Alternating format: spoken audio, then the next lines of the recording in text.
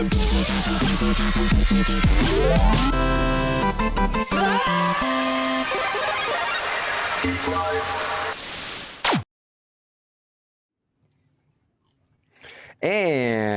welcome to the second episode in the next season of Geeklife. Now we got our glow up finally here, and you can kind of see what we all meant by season 2 and looking great. Yeah, I just got my first dose of the vaccine last week, so we're doing good. Hail Bill Gates, Overlord and Protector. Excuse me. I don't know where that came from. But welcome to another episode of Geek Life, your source for all the nerdy news you need to know. I am your host, The Dodd, the streamer this podcast needs, but not the one it deserves. And if you're new to the show, we're a 2.5-hour mashup of all the pop culture news you know and love. We talk about your favorite TVs, movies, video game news, and multi-billion-dollar corporations that who just keep buying things and then ruining things. But, you know, more on that later. Joining me today is a man who definitely knows Zack Snyder didn't name Superman and Batman's mom. Definitely knows this, right, Jake? We got over this today through this week, right? I mean, I think I know, but then I don't. I really don't. Yeah. I don't know how to read. So if we could only read, right? That would be only read. That would be the key there. But Jake the Great, aka Gonzo Gone Live, is here with us. Also here to flex his collection of Gen 1 hollows. It's Bugcatcher Kev, aka Totally Awesome. How are you doing today, Kev? Oh man, I love that nickname, by the way. I'm doing great. You know, I'm kind of like, I understand, I'm empathetic towards Jake. You know, people think that I think the sun is fake. I mean, it might be, but you know, they think that about me, and it feels wrong. I feel like that could be wrong. Yeah, people don't understand the what sarcasm means. That's for sure. What sarcasm? Yeah, what sarcasm at all? They have no earthly idea usually. Anyways, well, as always, how have you guys been surviving the apocalypse? I'm about to be able to say eventually the post-apocalypse, which is great, but we're not quite there yet. We're still got a few more tunnels to get through before we get into post-apocalyptic territory. But since we're still in the apocalypse, how are you guys enjoying it so far? Dude, just still playing, you know, some Valhalla. I started watching the Twilight Zone. I was talking about that earlier, and the Jordan Peele. It just got a second season. And dude, it's way better than I thought. Is it on CBS All Access? Where is that? It used to be CBS All Access. Now it's Paramount Plus, right? And so I buy these things so you guys don't have to, so I can watch all the stuff and then tell you if it's worth you to buy it, because like subscription models are getting like fucking cable now, right? You know, like where there's just so many of them. And I'm so we need to make that a segment, you know? Oh yeah, no, we really should. But is this cable or this stream package worth your money? Exactly. No, it should be, because honestly, I subscribe to all of them, and you know, I'm about to cut a few of them out, and so I've started binging everything on Paramount Plus to see kind of what it has to offer. And so far, the Twilight Zone, man, has been really primo. So it's been offering some heavy hits, that's for sure. Yeah, some of the SpongeBob stuff looks concerning, but I'm getting that later, right? Maybe. Yeah. What about you, Kev? How are you surviving the apocalypse? I thought about like Paramount Plus, like it looks like it has a pretty good slate of show, but yeah, you know, normal stuff, just streaming things, trying to play, you know, playing games, and you know, just trying to survive. Same thing we've been doing every other day in the fucking apocalypse. Yeah. Still on same that thing same we do every day, brain. Exactly. Right? Try to take over the world. For real. All right. Well, we got a big show for you guys today. But before we get started, a quick reminder that if you like anything you see or hear on the show tonight, please follow us on all of our social medias. We're on TikTok, Instagram, Facebook, Twitter, you name it. We're there. A link below. You can find a link in the description below. If you're listening to us, there's usually a link tree somewhere in the description that has all of our links, including our Discord. Including Jake's OnlyFans as well. That's how. Please subscribe. He's got a sweet deal right now too. So. It is. Lots of feet pics trying to pay the rent. Yeah. You got to do something. But also in that link tree, there is also a link to our Discord, which is the best place to interact with us. If you guys don't agree, it's a good place. We got tons of cool things going on there, from everything from help for content creators to just a lot of content for people to consume. Shout out Nerd Herd. Shout out to the Nerd Herd. Definitely go check out our Discord. There's a big button down there in that description below. You can see that little Oregon Trail wagon. Click on that, and join the Nerd Herd today. You won't regret it. You can also find us on any of our personal socials. It's worth it. It's free, completely free. That's a good point. Definitely worth it. Definitely worth it. You can also find all of us on our personal socials. You can find me at Roose Bane, WRUSE_BANE.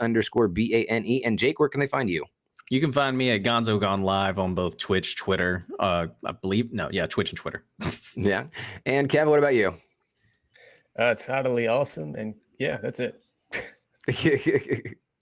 All right. Well, we've got an amazing show planned for you guys today. Jake, let's not keep him waiting. Hit us with that rundown.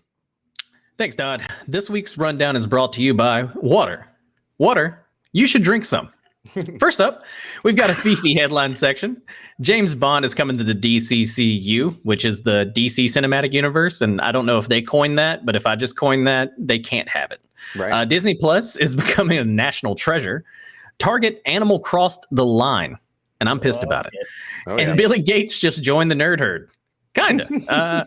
Then the Dodd is going to channel his inner metachlorians in this week's free game of the month review of Jedi Fallen Order. And finally, we're diving deep into this week's deep dive on open worlds and talking tech in this week's Top Zen, which is the top 10 innovations in gaming. But that's enough of the chit chat. Let's start the show. Kev, what's our first headline this week? Yeah, Dodd isn't the only one injecting himself with midi-chlorians, Jake. That wasn't relevant for anything. Anyways, Pierce Brosnan cast as Dr. Fate in the upcoming Black Adam movie. Rumor has it that production on Black Adam is nearing start date, and a major piece of the cast has been revealed as the Hollywood Reporter brings word. None other than Pierce Brosnan will appear as hero Dr. Fate. The former Bond actor joins Dwayne Johnson, The Rock, as a titular anti-hero in the film alongside his fellow Justice Society members Noah Centineo as Atom Smasher, Aldous Hodge as Hawkman, Quintessa Swindell as Cyclone, with Marwan Kenzari and Sar Shahi in undisclosed roles. Filming on the movie is scheduled to begin in April in Atlanta, with Johnson teasing the start of it all earlier this week. Though a number of different versions of Dr. Fate have been featured in DC Comics before, Bronson will take on the part of Kent Nelson, the original Dr. Fate, as seen in more comics in All-Star Comics. Excuse me. Wearing the cloak, amulet, and helmet of Naboo, Dr. Fate is a master of magic with countless abilities up his sleeve, including flight, strength, telepathy, flame spells, and countless other powers. There's limitless possibilities for the character in the live action on the big screen, so director Jamie Koyet will have plenty to throw at the titular Black Adam. It was previously reported that DC and Warner Brothers had big plans for the Dr. Fate character, and we're very excited to see Bronson's take on the iconic comic book character. Next up, Black Widow gets a release date. Again, Disney is modifying its release strategy for the upcoming Marvel Cinematic Universe entry Black Widow. The film will open in theaters on July 9th, but it will also launch on the studio streaming platform Disney Plus on the same day. Disney has launched recent tentpole Soul. You probably hear my dog having crazy dreams in the background. Just that. So Raya and the Last Dragon and Mulan in similar fashion, with the latter two falling under the Premier Access banner, where it costs an additional $29.99 to purchase the new release. Damn. Oof. Nah, I spend more than that at a movie theater. It's fine. Yeah. No, Black Widow will also fall under Premier Access. The MCU tentpole was originally set to open in May 2020 before the pandemic pushed its first to November 6, 2020, and then May 7th, 2021. Black Widow stars Scarlett Johansson as the title S.H.I.E.L.D. agent and Savvy KGB. The Black Widow script, penned by Eric Pearson, is set after the events of Captain America Civil War, and finds Johansson's Natasha Romanoff, Black Widow, on the lam and heading to Russia to confront her past.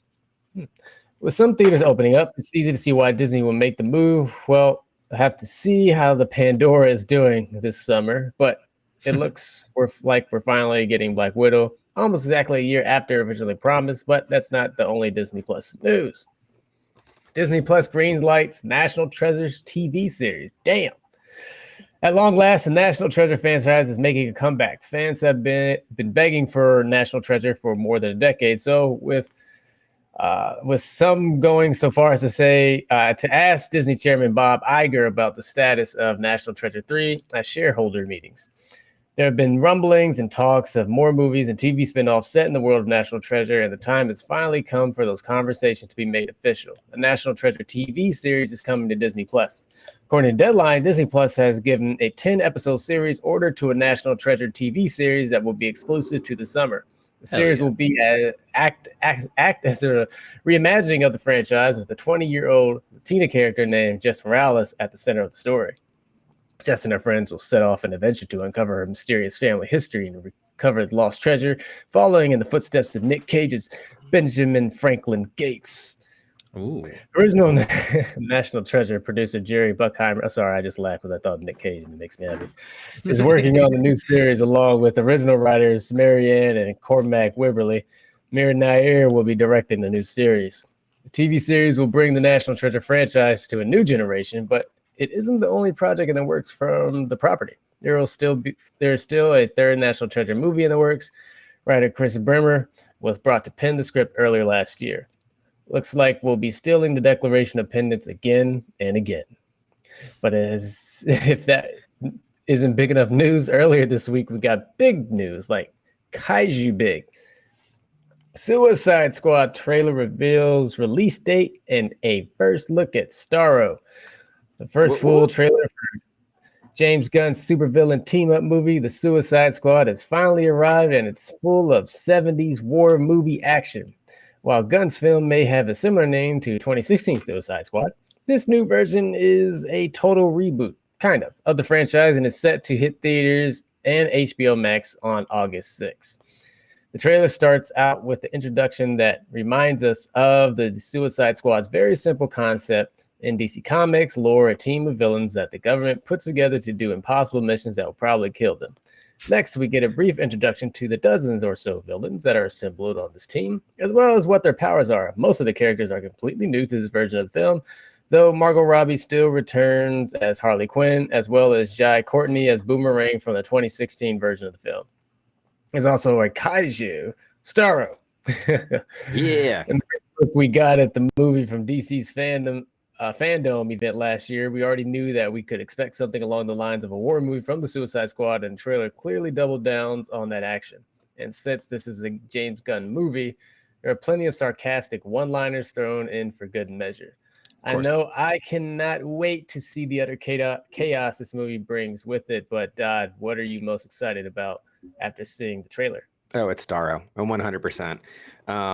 So if you guys aren't following us on TikTok, one, you should be, and two, you will have seen that I talked a little bit about who this character is, and I think that Starro is going to end up playing, if not the big, I mean, it obviously plays a big role in the film, but could end up being the big bad or even the big kind of controversy that they have to kind of settle. And Starro is just a great keyword character. Being big. Yeah, keyword being big. Starro was a very simple character, but like it is the basis of a lot of different sci-fi characters that we've seen out there, including that one episode of Rick and Morty where they all, kind of basically had Starros on their face.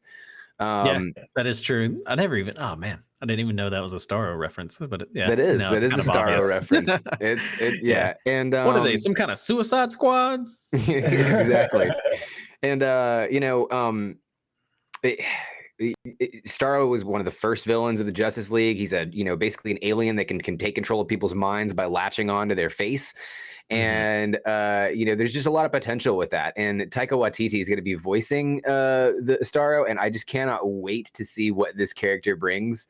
Because Taika Waititi does great with voices and does great with that kind of like, nerdy kind of like, oh, hello, I'm sorry, I didn't mean to be doing this. I can't imitate the voice, but you know what I'm talking about, Jake, right? No, I get what you're saying. But he also, I think Starro has to be killed completely. Like, he's one of those things where if there's any part of Starro left, he just regenerates because he's like a starfish, right? Right. And so it just makes a whole nother Starro. And so that's going to be like, it's going to be interesting to see. I'm excited to see just how many of these characters die within the first 10 to 20 minutes of the movie. Because, that's like the classic. There's like 40 people in the Suicide Squad right now. So Sax in chat says Ridley Scott. And I don't know what came first, like the chicken or the egg. Did Starro come before Facehuggers or Facehuggers come before Starro? But you definitely got to say. Starro. I think Starro was first too. 60s. Yeah, Starro was like 1960. Yeah, that's the very first, like the very first Justice League matchup. That's the first enemy they ever go up against. So I can only imagine. Similar enemy is the last enemy that they fought in Futurama as well. Yeah, I don't know if there's any Futurama fans. That was like one of the final. One of the final arcs was like a 3-episode thing about like a mind controlling alien. But anyway. Right. Something like that. But Jake, how stoked are you to see a National Treasure show? But how bummed are you to know that there's no Luke Cage or Nick Cage? Not Luke Cage. There's no Luke Cage either. There's no Luke Cage. But I think Savage said it best, whether it's like Nick Cage or no deal. Like, I'm excited to hear about a National Treasure 3, which I'm assuming is going to have Cage, right? Because I rage with Cage, but like definitely not excited. I mean, I'll watch the show because it's going to be on Disney Plus. And when Disney Plus actually is an interesting thing. If they charge $30 for the movies, it makes me feel like I'm getting a deal whenever a show's free. Like, it's like, what? A National Treasure show for free? Like, when Soul was free, I was like, 30 extra bucks on top of the subscription-based, exactly. fee you already charged me. Soul was free, I was like, that's just too good of a deal to pass up. I'm watching Soul this weekend, like for free. And so I'm on to you, Disney. But I mean, I'll definitely watch the show because I just love to watch TV shows. But it's still one of those where I'm definitely bummed that there's no Nick Cage. I'm not 100% sold that there's zero Cage. I'm assuming there's going to be a KGO. I don't know why everyone. We all grew up to be big Nick Cage fans. I was always anti Nick Cage, and I thought he's the hands down one of the worst actors in the business. The only Nick Cage movie that I've enjoyed recently was one where he literally was the main star but had zero speaking lines. I can't remember what it was, but there's like this Five Nights at Freddy's kind of style movie. It was really, really good. Highly recommend it. My favorite Nick Cage role was Kick-Ass. I was sad when he died. He was good as Big Daddy in Kick-Ass. My favorite's Face Off. Gotta be. Yeah. Classic. John Travolta and Nick Cage. Both amazing in that film. But then I also like Top Gun, put the bunny in the box, like there's just so many, like I'm a huge Nick Cage fan overall. And that's is Nick Cage like in that same kind of not the best actor but endearing category as like Keanu Reeves? That might be blasphemy, but that is blasphemy. Get out. No, to me, get out of the group chat.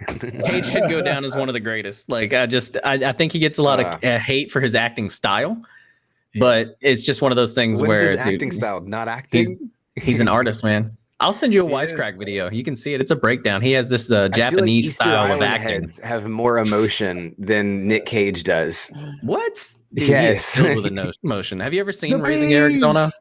Raising Arizona. So good. So good.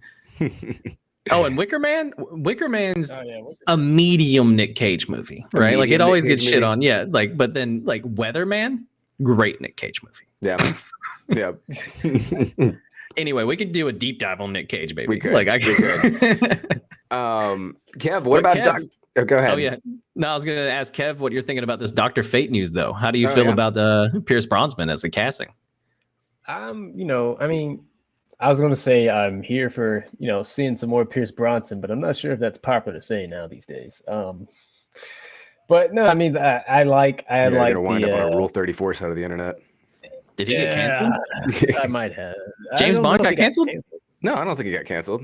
Oh, okay. I don't think he got canceled. But no, then why wouldn't we want to see more Pierce Brosnan? Yeah. No, I'm excited for. Oh no, I think I'm thinking of. I got my Bonds mixed up. Yeah, I'm thinking of. You know who I'm thinking of? The original. Sean Connery. Yeah, didn't he do? Sean Connery. He did do something bad recently. They got him in trouble, right? Connery did. Or did he die? I think he just died. Yeah. I think he did something pretty shitty. He passed. No, yeah. But Between dying and being I'm canceled, sometimes you send mixed signals in our subconscious. I'm excited. That's Jake, guys. I'm excited.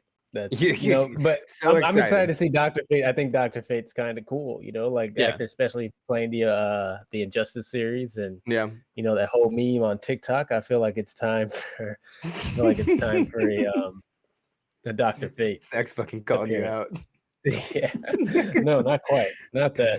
It's been a while, but I think the casting is absolutely fantastic, and I think with one, we're seeing a lot of magic in this movie come in. We're seeing some big heavy hitters in the magic universe, not just including Dr. Fate, but Hawkman as well.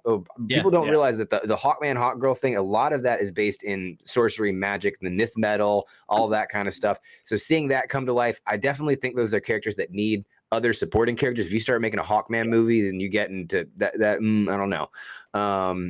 Shazam was one of the best DC films out of that whole DC, kind of like film movie. I thought so too. Shazam was. I think it's better than Wonder Woman. Shazam, well, okay. The original Wonder Woman 84 is kind of Wonder Woman 84 is an easy bar to get. But to jump OG over. Wonder Woman may be the best one in the DC films, like from the original launches. But then I don't know, because like Shazam was really good too. It was a lot of fun. Shazam was fun. And it was still dark and gritty, like the DC movies are, a little bit more so than Marvel, right?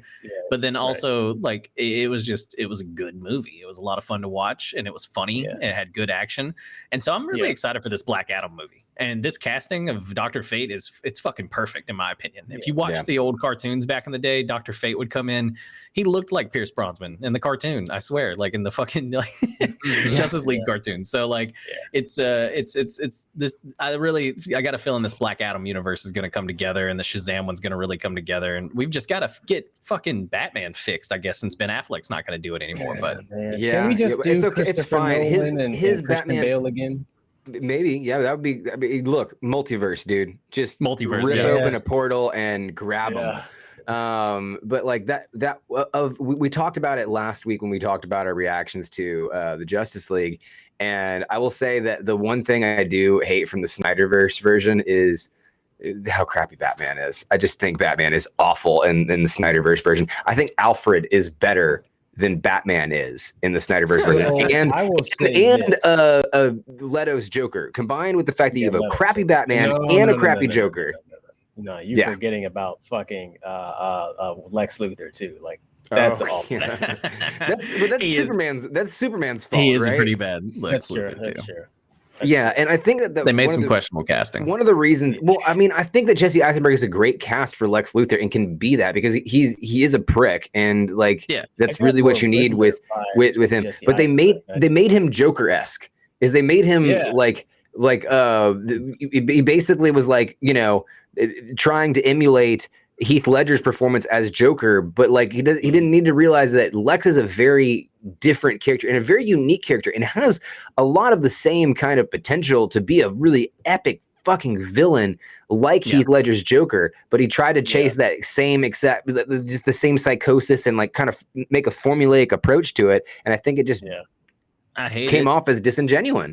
I hate it, but Spacey did a pretty good Lex Luthor, in my opinion. I mean, he's canceled now. We could say it. We could say it. We got to move quickly on afterwards. But I think you're right. Shifting gears from DC to Marvel. That's how quickly. Don, are you willing to pay the price to see Black Widow at home? I am. I mean, I've been debating by a Ray of the Last Dragon just because I'm fucking bored. Too, bro. So like you're telling me you can offer me $30 for something that I'm actually genuinely interested in. What I am scared of is I'm scared that they're going to see how successful it is, and then they're going to start doing it more, and then we're going to get stuff locked behind a paywall, which we are for a service that we already pay for. And so like how for capitalism to come right the fuck back around. We like cut our cable bills, and then we get these subscription services. And now we're gonna have to pay for $30 to watch a movie. Like, can you imagine if the cable company was like, "Yeah, we're gonna need $30 more for you to get ABC on here, your regular scheduled news," because that's an additional program. That's what streaming is about to do. That's just how it happened. Like, you think Yeah. like that's what we forget. We forget that the capitalists know how to capitalize. Like CBS, literally in the name. CBS was like one of the first ones. They're like, "Oh, you're not gonna have cable anymore? Well, fine, we're gonna take our ball and go home." You For know, real. like CBS was really. I think they were one of the first network channels that like take their stuff off of Sling or YouTube TV or whatever. You know, this just like streaming cable services are, or even like the shows off Hulu and stuff. And we're like, yeah, no, you're either gonna get cable or you're gonna have CBS All Access. Right. Which is now, I think, what Paramount is it? Are they with Paramount? No, I think it's still CBS. Paramount Plus. Yeah, Paramount That's Plus, the name of the full thing now. It's Paramount Plus, which is funny. You know, like yeah, like. Well, fuck Disney. you, capitalists. We're just gonna survive by creating a commune where one of us has one of the services, and we just create a little polyamorous neighborhood where we're all fucking each other and using each other's same Netflix accounts. That's how we beat capitalism. Like the thing is, like I think that'll do it. Yeah, that'll do it. But I think like even Netflix is starting to crack down on that, right? Like they're like, yeah, they are. Oh yeah, but if we fucking watch Netflix in the same room together at this, right. If we're in, we go back to the polyamorous commune model, then we're there's only one TV in this situation too, Kevin. Like, what do you? It's all shared. We all share the same TV, and we all share the same cow, and we all share the same, you know, all of it. Yeah, one can only dream, right? But that's not all the news that we have for you guys. That's just half of it. So, Jake, what else we got this week? Well, take a deep breath before I get to these other headlines. DC Films taps Emerald Fennell to write the upcoming Zatanna movie, which I saw someone in chat giving Zatanna a shout out earlier. Oh, yes. Yeah, it's the next big movie announced by DC. And so the Oscar-nominated director of Promising Young Women has taken on a different kind of vigilante. She has been tapped to write Zatanna, a big screen adaptation of DC Comics Heroine, which, heroine. But anyway. The movie from Warner Brothers DC Films is set to be released theatrically. J.J. Abrams' Bad Robot is producing, though it is an overall deal with Warner Media. Fennell's hiring comes as her featured directorial debut from Promising Young Women, and has been the toast of award season, really. Along with 5 Oscar nods, including Best Picture, Screenplay, and Actress for Carey Mulligan. The movie has garnered attention from Golden Globes, BAFTA, Directors Guild of America, and the Writers Guild.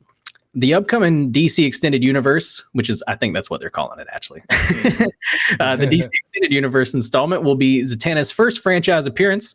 She is known for her involvement with the Justice League, though. The character has never appeared in a DC film. Serinda Swan. Yeah, and I'm pretty sure I said that right. Previously portrayed Zatanna, making the superhero's live-action debut on later seasons of the CW show Smallville. The role of Zatanna has not been cast yet, though. So while we have a director, we've got the studio. Fucking Plaza. That would be a good one.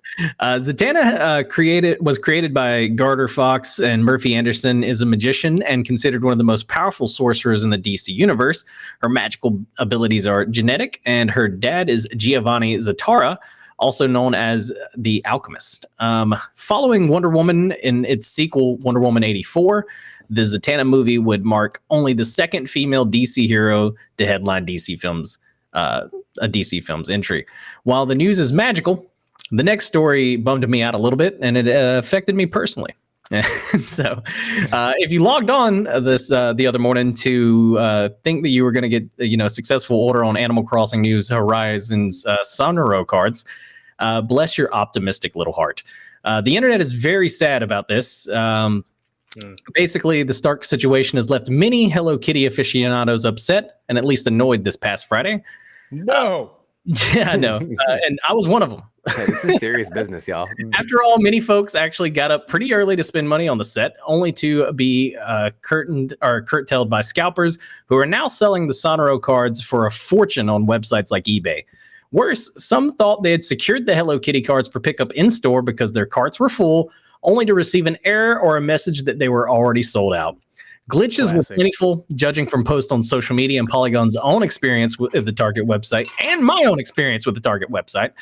The turn of events isn't surprising. Scalpers have become a plague on nearly everything collectible within the past year, from PlayStation 5 consoles to fucking Pokemon cards. Once it become clear that Animal Crossing Sonoros set would unlock a bunch of extremely cute items and characters, it was evident that scalpers were going to be showing up to try to get these things immediately. The drop was supposed to be online. Jesus, Dot. The drop was supposed to be online only, allowing you to order Dr. Peppers for Dotson. But the drop was supposed to be online only, allowing you to order for pickup, but many stores allowed shoppers to simply walk in and buy the fucking cards. Some folks even ordered them online just to get to the store and be told they were sold out because their pack was actually sold to a person who just waltzed in that bitch. And that's what happened. And it was very disheartening. My girlfriend is a huge Hello Kitty fan, really wanted a pack of these. Me, I'm a big Animal Crossing fan. I wanted a pack of them as well. But I mean, we were just going to try to share a pack, but we were both going to try to get a pack at the same time. Sold out the second. I've honestly only seen shit like that with like Yeezys and other things like that. It was actually pretty insane. Target completely fucking dropped the ball. And dude, it's just the internet's eating them up for it. It's almost as bad as the Captain Crunch story on that front. But Hello Kitty, more like Hello Shitty. Anyway, you're welcome for that joke. Rust Console Edition got a release date for PS4 and Xbox One, and also backwards compatibility for the PS5 and Xbox, whatever the fuck it is, for all of you people who actually got them. So, Rust, the competitive online multiplayer survival game that was first released in early access on PC in 2013, is officially coming to PlayStation and Xbox on May 21st, 2021. The announcement was revealed alongside a new trailer and a blog post by developer Double 11 that details the differences between Rust Console Edition and its PC edition, which came out forever ago. While Rust Console Edition is obviously based on the PC version, it has been designed and optimized for a completely separate and unique console player experience. Like we haven't heard that before. Thank you, CD Projekt Red. Double 11 had been in talks with Face Punch since 2016, which is a great name for a studio, by the way. Where do you work at? Face Punch. But anyway, the PC edition can expand as it's needed to, and performance will be maintained as long as people continue to upgrade their hardware, while consoles, on the other hand, have finite resources and need to be more closely managed. And so that's why this console version, I guess, has taken so long. But the performance was the kind of the first challenge, and it was a big one that the team really dove into, and they're promising that it's going to be pretty good on console, even though this game has been historically a PC-only game. It's one of the most streamed games ever on Twitch right here at home. And so it coming to console has a lot of folks excited, and we'll have to see how the launch goes this summer. But last and certainly not least, though, is Microsoft is reportedly in talks to purchase Discord for over $10 billion. Microsoft is in talks to purchase Discord in the gaming focused chat software for over $10 billion US, and that is not 10 billion shekels. It's US dollars. As reported by Bloomberg, these discussions appear to be early as there is no immediate deal on the horizon. Furthermore, one source said that despite these talks, Discord may be more likely to just go public, which, I'll buy some Discord stock. Even though I can't give you advice to buy Discord stock, I can say I like the stock. While Microsoft is one of the potential suitors, Discord has also been in discussions with Epic Games and Amazon. Whew, that's big money moves by Epic Games when they're in talks with people Amazon's looking at. Come on, baby. VentureBeat first reported that Discord, the company with roughly 140 million users, and the whole nerd herd's there, that actually helped raise the valuation. No, that's not the next thing. But it has 140 million users and recently raised $100 million at a $7 billion valuation, was exploring a sell of more than $10 billion. So right now the company is valued at about $7 billion. It recently got because of the nerd herd coming live on it. Before then, I don't know how much it was. And so now it's looking to sell for $10 billion. Now it's looking to sell for 10 billion, and I really think it's because we're there, guys. But Discord is said to be one who reached out to Microsoft to gauge interest on the potential sell, which is interesting. Xbox's head Phil Spencer has been part of these chats. While pure speculation, it's important to consider how beneficial having a service like Discord could be to the future of communication on the Xbox platform. But wow. I mean, honestly, though, we can't forget what Microsoft did to Skype. What do you guys think about this news? It's obviously one of the bigger stories this week. And like I said, the whole Nerd Herd's home is on Discord right now. And we saw what it did to Skype. So what are you guys thinking when you first hear that Daddy Bill Gates may be buying up Discord? I'm interested to see what it does with the economy. First off, I'm interested to see what the stocks do with it. And I feel like this is the first time I've ever fucking said that. But this is... It'll either sell or go public. It's not both. That's what's going to happen, though. So if it goes public, it's not selling. Yeah. So, and I think that, I mean, Discord's doing pretty well on its own for what it does. It's probably the best in its class as a messaging service for gamers.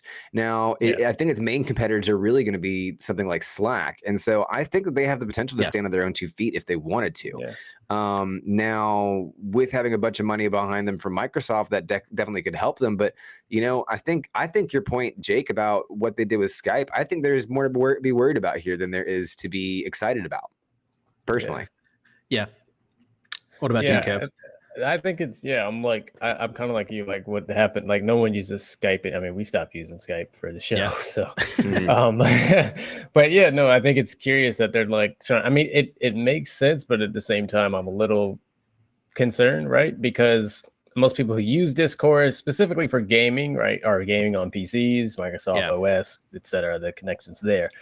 But the problem is that Discord's more than that, right? Like it's their whole community chatting platform. Like you don't have to you could have a Discord for shoes, a Discord for stock tips. It's beyond that.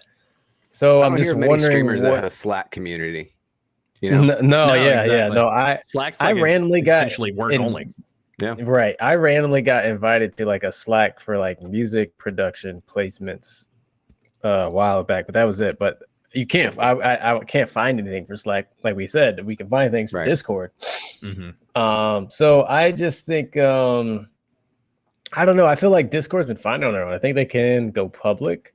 Maybe they're testing the waters. They're trying to see how much Microsoft is going to offer them, and that might bump their IPO up a little bit if they do decide to go public. Where it's Microsoft's going to buy it for $10 billion, which obviously means they're worth that much, or however much Microsoft said they're going to buy them for. And then they go, you know what? Never mind. I want to take that. Go public. Everybody, the people who bet on futures knows that, and they're going to say this is how much Discord is worth, and that could give them a higher valuation. Yeah. So maybe that's their strategy in the end, or they're just trying to check all their boxes and see what other options they have out there. That would be interesting, because that is a good strategy as far as and I don't want to get too stocky or anything like that, but raising 100 mil, getting that $7 billion valuation that they have, and then getting rumors circulating that they're worth 10 billion. We'll have the stock, going live at a $7 billion valuation, but with hedge funds and people, they're thinking about that 10 billion number. You know what I mean? So it's just one of those where it just automatically makes that kind of stock super valuable right whenever they IPO. But man, I don't know what's kind of I think if Microsoft got it, that's less scary to me than Epic Games or Amazon. I think if Epic got it, it could become something that's a little bit more exclusive to Epic, which is garbage. Whereas Microsoft, they're less about exclusivity. We've seen them start to tear the walls down on that a lot. Right. I mean, Game Pass is a thing because it just makes sense for them business. I mean, it's been working. Yeah. But I think more importantly too is that for me, I have an Xbox. I wouldn't say necessarily I have a allegiance to either or. Xbox just works for me. It's familiar. All my friends are on it. That's usually why I get it every time there's a new console. But same. The integration of how the party chats are going to be sort of integrated into Discord, I'm not sure that's entirely necessary, because Microsoft already has an Xbox app where you can kind of do that without Discord. If you're gaming on PC and you're playing a game that's also on Xbox, you just go on the Xbox app. I mean, so I'm not sure. If anything, I think a fluidity between those two would always be welcomed. Yeah. For something to kind of interwork a lot better, a conversation could transfer over from Discord directly to that or something like that. Some kind of features like that would absolutely help. Now, I do worry that that's only going to be, on for Microsoft gamers. But hey, I got this new PC now, and I didn't know that I could get all the Xbox games that I want to. I could play that right here on this PC. So, maybe I can join over to the dark side and get a Games Pass. Yeah, you should look into it. Really. Yeah. I mean, they're doing a deal on it for like $1 right now, for like a month, and so that for even the premium. So I'm thinking about just trying it out. What's $1? Gonna hurt. One of the first things you should play as a PlayStation loyalist for so many years, get that Master Chief Collection, baby. Yeah.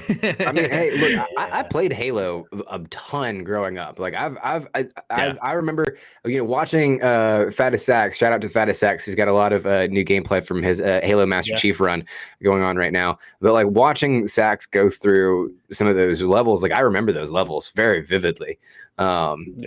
I mean, but I haven't played it in such a long time. It will feel like, putting on or riding a bike again, or, like I was going to say putting on old boots, but that doesn't feel good. Yeah.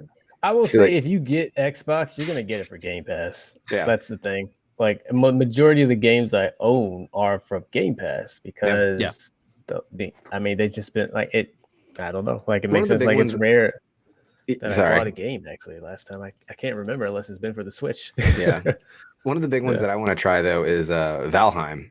I've seen a lot of that on Steam and everything else like that. And oh yeah, dude. Yeah. We should definitely get a Valheim game going because I'm on PC too, and now with you having a PC, we should definitely get a Valheim game. And I think the Nerd Herd would enjoy it too because it's a bit. There's a lot of people playing Valheim. Like it's big. Yeah, we should definitely check it out. You have a new Among Us map coming out though. So. Oh yeah, they do have a new Among Us map coming out. That will be right around the corner. We'll be talking about that next week for sure.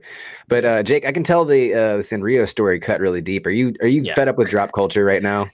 Yeah, no, that's probably the biggest issue with the pandemic. I mean, I don't want to say the biggest. There's been people dying. Yeah.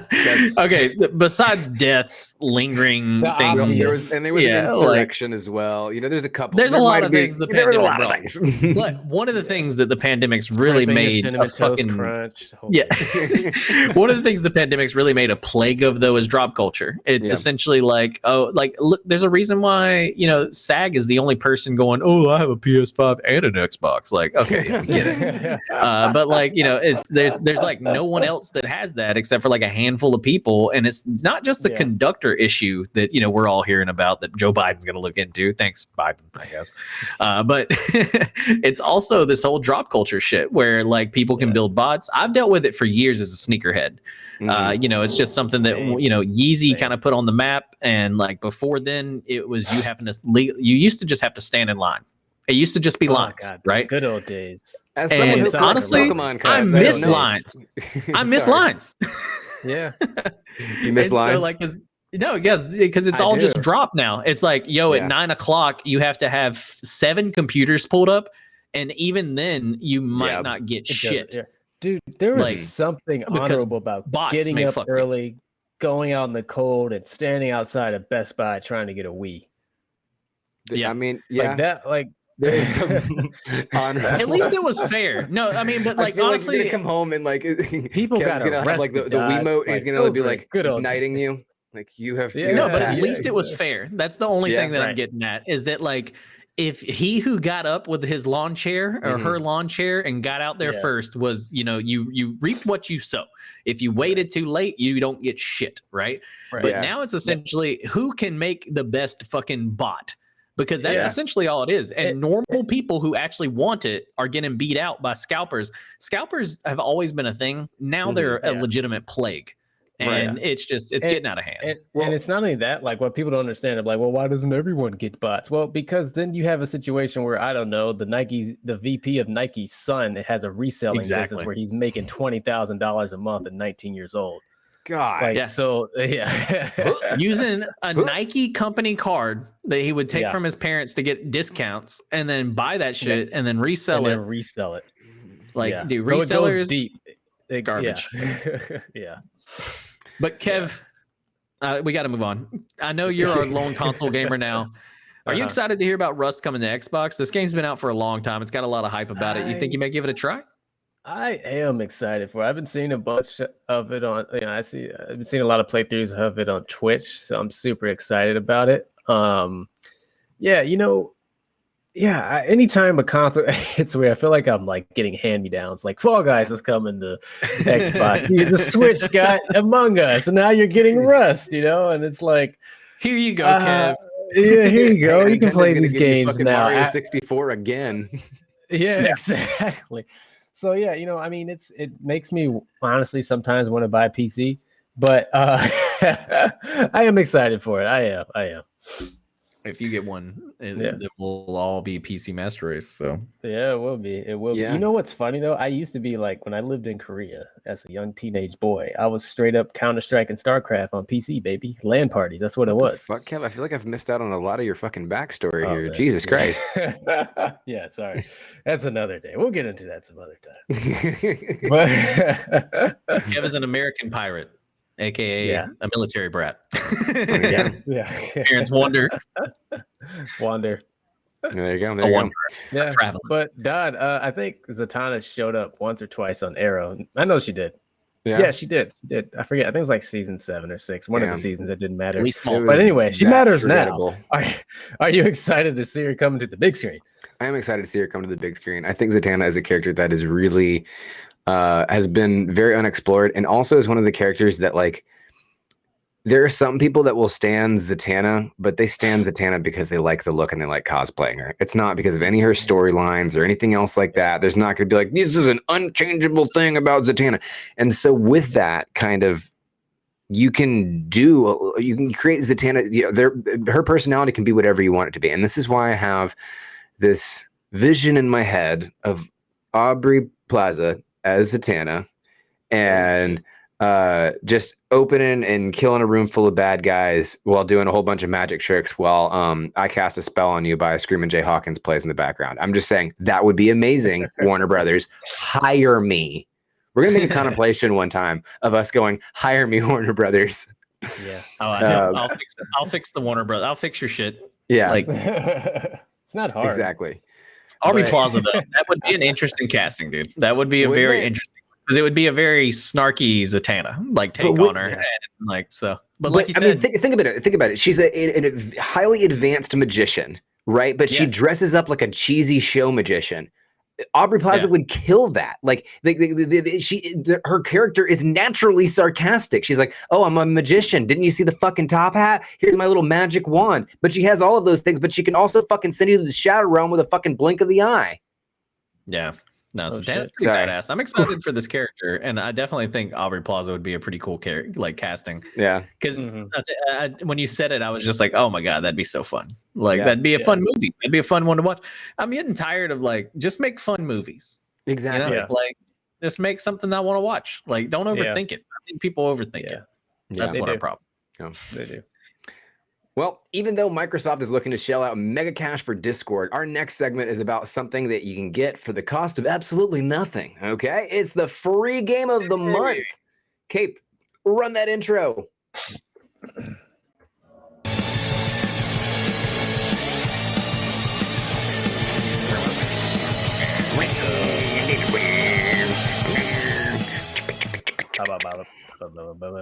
Can you tell my grunge punk influence on this show is apparent yet? Not at all. Anyways, well, EA Play once again takes the spot for free game of the month with March's pick, Jedi Fallen Order. This third-person action adventure developed by Respawn has to be one of the best Star Wars movies that I have ever played. Yep. As one of the last Jedis, your character basically struggles to revive the Jedi Order while being hunted across the galaxy by Imperial Inquisitors, which is pretty much like Sith Jedi hunters with helicopter lightsabers. Crazy. Fucking badass. And playing this while watching Star Wars Rebels alongside this was even better because they have Inquisitors in Star Wars Rebels as well, and so you can see how the canons are connected. And even some of the same characters, like the Jedi Master in Fallen Order is the same race as the Rebels, one of the Rebels characters as well, and they're one of the last surviving members. I can't remember the name of their race, but anyways, yeah, there's so many pros to Jedi Fallen Order. I mean, you have, for starters, you have an absolutely amazing storyline that keeps you engaged throughout the entire part of the process. You're, not only going in and out of, big action sequences and, these big epic moments kind of thing, but you're interwoven with the story that, really just keeps you going. You want to see what happens next. I mean, I wanted to see what happens next, not just to play through it, but to just understand the next, just the episodic way I would by, wanting to see the next episode of Star Wars Rebels. It pulls you on, it keeps the person engaged. The second pro, amazing character and level design throughout this entire thing. I mean, Kashyyyk alone, as a level design, I think really is probably ranks as one of the top 10 level designs, in my opinion, of all time. Just by how beautiful the flora was, how immersive the whole atmosphere was, how interactive it was with the creatures and the wildlife that you saw throughout there. Absolutely just an incredible, amazing game. I mean, the game overall just looks beautiful. Everywhere you look, it looks beautiful. I mean, in the ship, it looks beautiful. If they're traveling through space, it looks beautiful. Throughout all the levels, it looks beautiful. The cutscenes look beautiful. When you're falling off of a giant, monstrous man bat, it looks beautiful. And just this game is several years old, and visually it still holds up to the standard of any game that's come out today. Hell, it even blows some of the standards out of the water. I mean, I believe this came out the same year Greedfall did, and that just, to compare the graphics in them, I thought it was only like 2 years ago, but yeah, that's the same thing with Greedfall. Greedfall's pretty new too. Something like that. I'm not. Don't quote me on that. I'm not positive that those two line up very closely. But this game is basically Uncharted in space. You have there's tons of interactable puzzles and kind of ancient aspects of the Jedi Order that you're going through and discovering for yourself. And honestly, this game explores it more than any other movie or TV series that I've seen out there has done in the past. It's the from swinging from vine to vine and jumping across these expansive caverns to running across walls and solving puzzles. That really did have that adventure game feel. BD1 is also just let alone a pro all in of itself. It's just an adorable little robot, probably one of the best robot companions in one of my favorite droids. All of them out there. He not only does he help you solve puzzles and unlock and hack things, he's fucking adorable, and he gives you drugs that make you feel better when you're hurt. So, he does a lot for the team. He really helps out. And then finally, one of the last pros I have listed in here are some of the boss battles. I think you can see in some of the B-roll footage there, where you face off against the giant bat creature dragon monster thing. I mean, that's just one of the examples of some of the amazing boss battles in this game. But from fighting off inquisitors to fighting giant monsters, it's just packed full of these really huge, amazing action-packed sequences that really keep you drawn in and just have me on the edge of my seat. You can go back through and watch some of my streams, and you can see that, like, it's one of those games that for once in a very long time, I got completely lost in. And that was that chef's kiss is absolutely irreplaceable. Some of the cons I have about Jedi Fallen Order. It's a very linear game, even if it pretends not to be. They do have some kind of open world aspects to it, but it's very much a linear game. You go here, you get this done. You go here, you get this done. You're following a plot line, and that plot line does not deviate very much. There are some kind of lame explanations for character growth and level growth. I mean, like, you have to travel like halfway through the fucking game, and then all of a sudden he just fucking hits his head on a rock and remembers he can double jump. What the fuck is that shit? There should be a little bit better explanation for all of a sudden why his Jedi training is all of a sudden coming out right now when it's really crucial to this level for you to get onto this next platform. And that happened frequently. Now, with that said, that did give us the opportunity to go back and play through some of those moments as a younger version of Cal, and that was a lot of fun. You know, it definitely was cool seeing his Jedi training and his youth, and those moments definitely humanized him. The fight mechanics are also not as fluid as we would have hoped for, but they were still a lot of fun, and there's still a lot of stuff that you can do with them. It did feel like a little bit of a dusting off of the kind of Battlefront mechanics that we're used to when it comes to controlling Jedi, with a little bit of slight improvements. But honestly, it's you know, it could have used, I think, a little bit more fluidity there as well. Overall, I've got to give this an 8.5 out of 10 for a game that I paid $60 for, but I didn't. This shit was fucking free. And so it knocks it out of the park because of the fact that not only can you get this game for free, but it's an absolutely amazing experience. Now, I've talked for a good minute. You guys have some questions? You guys want to talk to me about this? Yeah, I played this game and it was a ton of fun. I really did love it. I played it on pretty much right when it launched because I've always been a fan of like basically linear Star Wars story. You know, like give me that, give it to me all day. I'll play that shit. Bounty Hunter, like all that kind of like you know, like I played a ton of these games, you know, throughout the years, and I love them. Even with EA kind of being at the helm, I was like, yeah, all right, I'll test it out. Yeah. But like the biggest thing for me was it came with one update after it launched. It worked fine on launch. Then the update came. I couldn't even play it. There was some game breaking bugs that I had. I don't even think I finished it, if I'm being honest. And so hearing your review about it though made me want to go back because I'm assuming there's been some patches because I looked it up. This game came out in 2018. Greedfall came out in 2019. So what's crazy is that a year later, Greedfall came out, and this game does look better than it. Yeah, and so anyway, it's because it's a gorgeous game. But anyway, like my story, I guess would be, you know, I think it had a lack of, you know, replayability, and the length was way too short. But what did you think? Did you think it was long enough?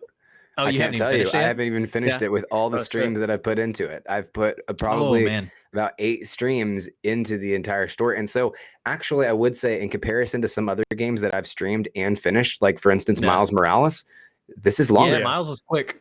I think this is a little longer than Miles Morales. Yeah. And so I feel like for right now, it has been, at least for the pace that in which I consume games, it has been actually, I would disagree. I would say that it was long enough. And I do hope that there's some additional DLC. You know, I've had some people that have actually started following my account just simply because I was playing this. They were looking up Star Wars games, Star Wars Twitch streamers, and, you know, Jedi Fallen Order was, I guess, a good pick for it. And they, you know, started coming and hanging out, and then they would stream after me because they would see me playing it and they would want to go back and play that game, and they would go back through it and replay some of those levels. It makes me want to play it again. But that was honestly, there's two, like that's the other beef that I had with it too. There's one thing in this game that made me so fucking mad every time, and that's the level design of that. So in dungeon, each level, every world of this game is a dungeon. Right, essentially, it's a dungeon, right? But in Skyrim or Fallout or any other game of all time, starting from Zelda, you know, like when you have a dungeon and you make your way through it, there is a door that you unlock that takes you back to the top of the dungeon. Right. And so you have the ability to go through the dungeon, then to the door, and you go back to the beginning, and you don't just have to backtrack through an empty fucking dungeon. This game makes you backtrack through an empty fucking dungeon so many times that I was just like, bro, it was so frustrating. Like, and that was probably my biggest beef with this game, that if I could but overall, it was such a good game, man. Like, it really was. It's as far as like, I had such low expectations for an EA Star Wars game. I mean, I think so too. I mean, I know actually I didn't. I had a lot of hype going into this game, and it lived up to that hype. Because you just got done playing the good Battlefield. Battlefront, Battlefront. Yeah, you didn't get the shitty Battlefront at launch with everything behind paywalls, and so like you just got done playing a good Battlefront, and you were just like, and you were like, I'm actually excited about an EA Star Wars game. And it lived up to that, Yeah. I mean, like I keep on, it was funny because a lot of times, and even Jake, you would come and chat and be like, people really slept on this game, and I do feel They like did. that. Yeah. A lot of the issues that you were talking about, Jake, I just didn't. I think that they actually went through on some of those level designs and added some of those shortcuts to make that a lot better, because that wasn't as big of a problem in mine. But I do remember sometimes that I would have to backtrack through an empty dungeon. That was fucking annoying. I played this as launch too, and I didn't really find those bugs either. Like, to me, I think they did this. Like, I always give it the best. I always give the comparison of it's a Star Wars game mixed with some remnants of like Dark Souls, right? Like, this game does not baby you. You will get your ass whooped by spiders or frogs or whatever. I did have to turn the difficulty down a few times, but yeah, it's hard, but it's great, and I think that's one. It's not the Force Unleashed where you're pulling fucking Star Destroyers out of the sky. It's more of it's a mix between the old, like the original trilogy Star Wars mixed with I think the sequels. Yeah. But yeah, no, for me, I love this game. It's one of the top games I've played, period. And I wish that, kind of like what Jake said, I wish there was more, right? And it's hard to do it with DLC single player campaign driven. Yeah, it's hard, but it's hard to do it with single player campaign driven games, because once you beat it, the point is to get through the story and have fun doing it, and then once that's it, you move on. It's kind of old school in that sense, and I kind of sometimes if the game's great enough, I'm satiated. Where I think it's enough of a meal for me, where I okay, this game was great, it's linear, I don't need any in game, I'm good, right? I have the memories. Dead was for me, right. I didn't even have to play online. I was just that. I was like, no, that was delicious. I'm good. I still really never messed with Red Dead Online because the campaign was great enough. But with that being said, Dad, is this proof that publishers need to start investing more in single player campaign driven games? I think it is. I think really one of the complaints that I had about this game, one of the biggest ones is the linear fashion, even though it pretends not to be. I mean that with both of those statements. It is linear, and that's bad. Also, that it pretends not to be. Like Jake said, with the dungeon kind of aspect, it makes it feel like you're traveling to these different planets and you can explore these different places, but it's really just making you go through a different track in that same dungeon to kind of basically build on an open world sandbox feel, and it doesn't have that. The one thing I feel like we're missing right now is we're missing a truly open world game. I want to fucking travel around the Star Wars galaxy as Boba Fett and fuck around and do whatever I want to. And I think that game is one that you could do for different characters within the Star Wars universe, maybe necessarily not a Jedi. Maybe you get to choose between Jedi and Bounty Hunter or Mandalorian or whatever the case you want to be. But I think that there is still more area in the open world free roam kind of games for Star Wars to try. But I definitely think that they should do more of their own exploration within that universe. Like when they add, Cal is a Jedi, he's one of the Jedi out there. He's probably one of my favorite Jedis out there, and his lore built on to the existing lore that's out there. A lot of it, as I was saying earlier, was intermingled with a lot of the stuff that I was looking at in Star Wars Rebels. And that more exploring like that, if that's what you mean, start investing more in single player campaign driven games within the Star Wars universe. If we get more of that, absolutely, this is proof that they should. Absolutely. Yeah, this game really, I think, was and it came out. EA, it proved to me that EA has the ability to make a good story game. Yeah. They don't have to make these bullshit, fucking anthems or whatever the hell they're working on.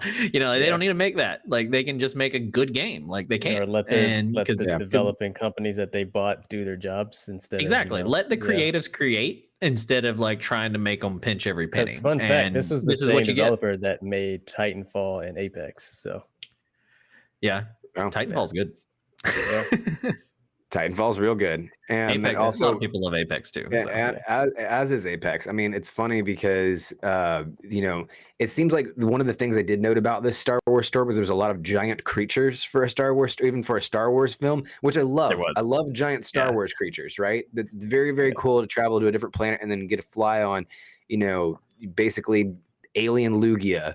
That big fucking frog took me he beat the shit out of me a couple times. Yeah, the big frogs. Those were pretty. They're like a giant frog wouldn't be intimidating, but they somehow made it so that it was like, oh shit, fuck, there's the frog thing again. And then when they die, their tongue sticks out. I love that. Yeah, it's very, very satisfying. Yeah. But anyways, yes, Kev, to answer your question, absolutely, they should invest more in these single player driven campaigns games for sure. Yeah. Well, that'll about do it for our modular segment, and we're gonna go into a short 5-minute break. But be sure to stick around. When we come back, we're gonna be talking about going into our deep dive, which is open worlds, talking about what it means for a game to be open world, why it's important, why it's crucial for a game, and all that good stuff, as well as our top Zen, which is the top 10 innovations in gaming. So plenty of more content to come. Be sure to stick around and hang out in the new loading screen. Yeah, we got some cool stuff in there, some stream avatars and some good TikTok content. Around. It's a lot of fun.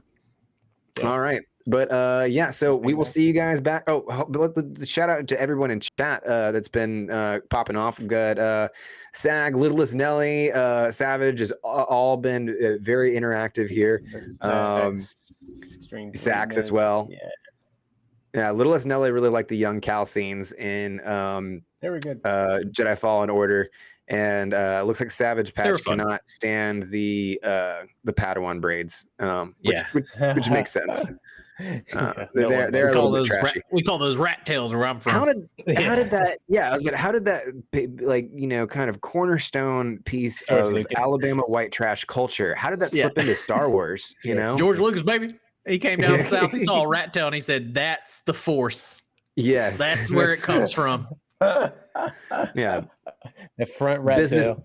Business in front, party, and just one side behind the ear. Just one little side ear party. That's what I swear to God, the first time I saw Anakin Skywalker in the prequels, I cackled because I knew a kid at school that had one, and everybody made fun of him, and I was just like, "Oh my God, he's a fucking Jedi." Star Wars is Star Wars just is Dakota a Jedi? Yes. Yeah, for real. All right, Littlest Nelly can't. She's done with us, so we're gonna see you guys back in 5 minutes. And we'll see you guys back in 5. Peace. And we're back. We're here. We're right back in here. And we are talking about what's going on in our deep dive segment. I lost my glasses. No. Jinkies. I guess I'm just gonna go without, jinkies. Welcome back, and as always, it's time for our deep dive. And this week, we're diving deep into what makes open worlds so special to gaming.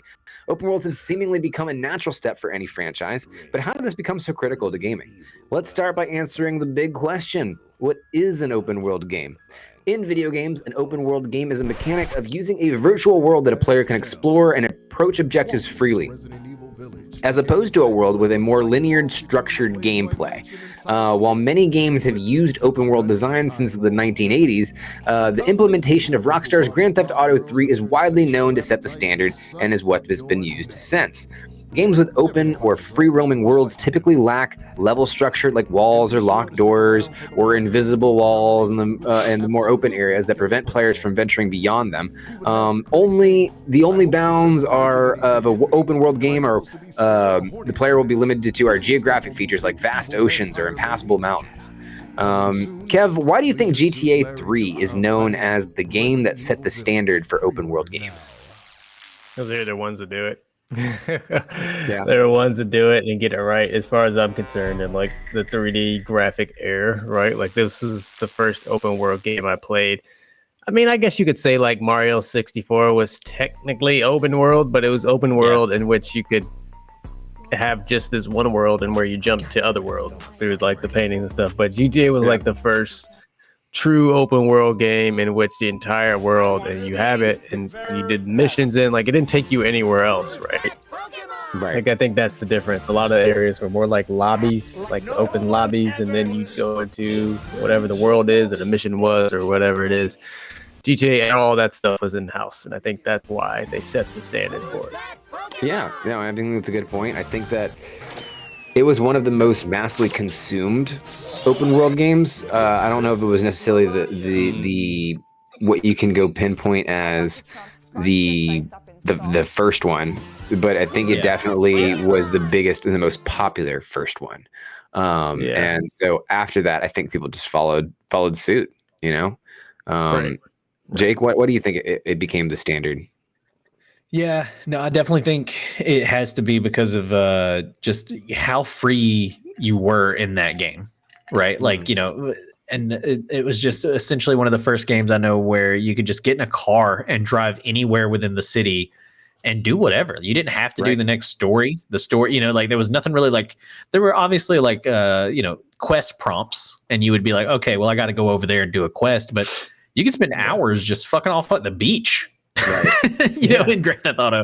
And so like there was just so much craziness that you could do in that game, and it built into, you know, the future Grand Theft Autos, you know, like made it to where like now, or well, the future Grand Theft Autos all the way up until 5, which I believe is the last Grand Theft Auto they'll ever make ever. They're just going to keep building Grand Theft Auto online. Right.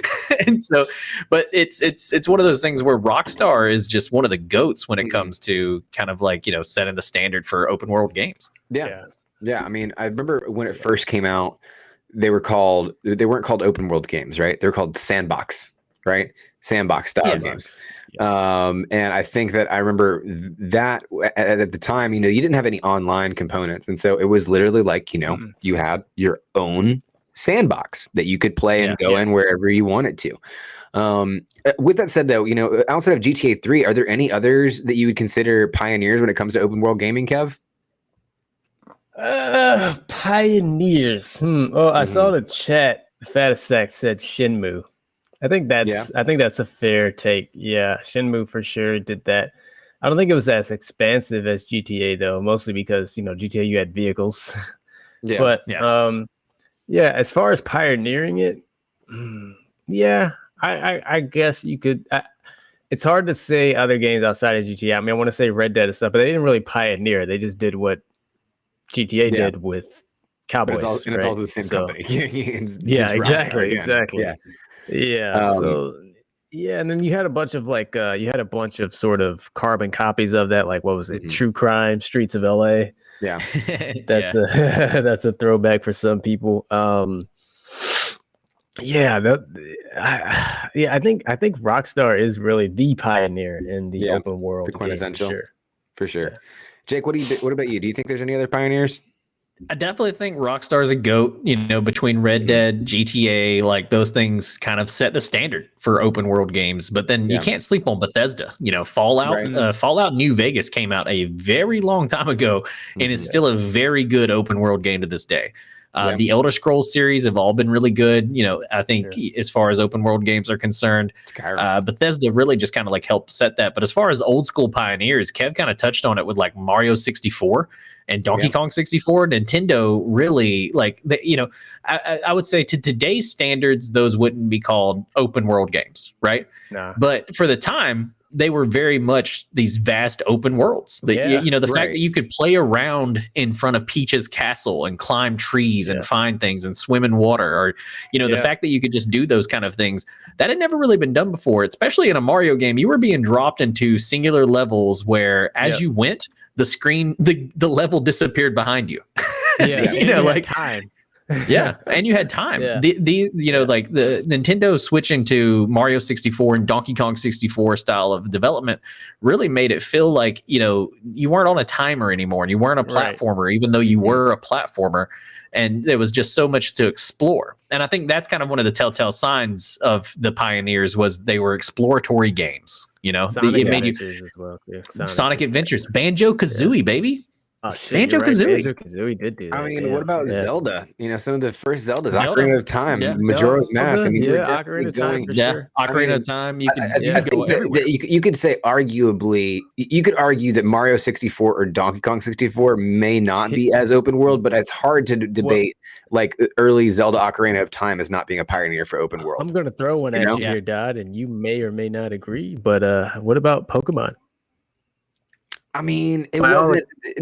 I don't think that the up until Sword and Shield, they really there was. I think one of the biggest things that distinguishes open world is a camera that's not static, and that's true too. You can look around. And you can look around, and the storyline is not as linear. I think that those are two elements, and I think that they don't have to. You don't have to be 100% in each of them. You could still have a linear story and still be kind of considered, especially when we look at those earlier open world games. But like the closer you get to the open world, like perfect mixture kind of thing, is those two of those elements, probably a couple of more as well. But I think that those are big ingredients. And with that regard, I don't think that you could talk about the early Pokemon games, especially being that way. I think that they are very linear. You had to beat this row of trainers, and then you got to this gym, and then beat this row of trainers, and you get to this gym. Flash. And correct me if I'm wrong, but I believe Sword and Shield's the first one where you could beat a different gym. Like you could actually pick which gyms you wanted to beat in a way.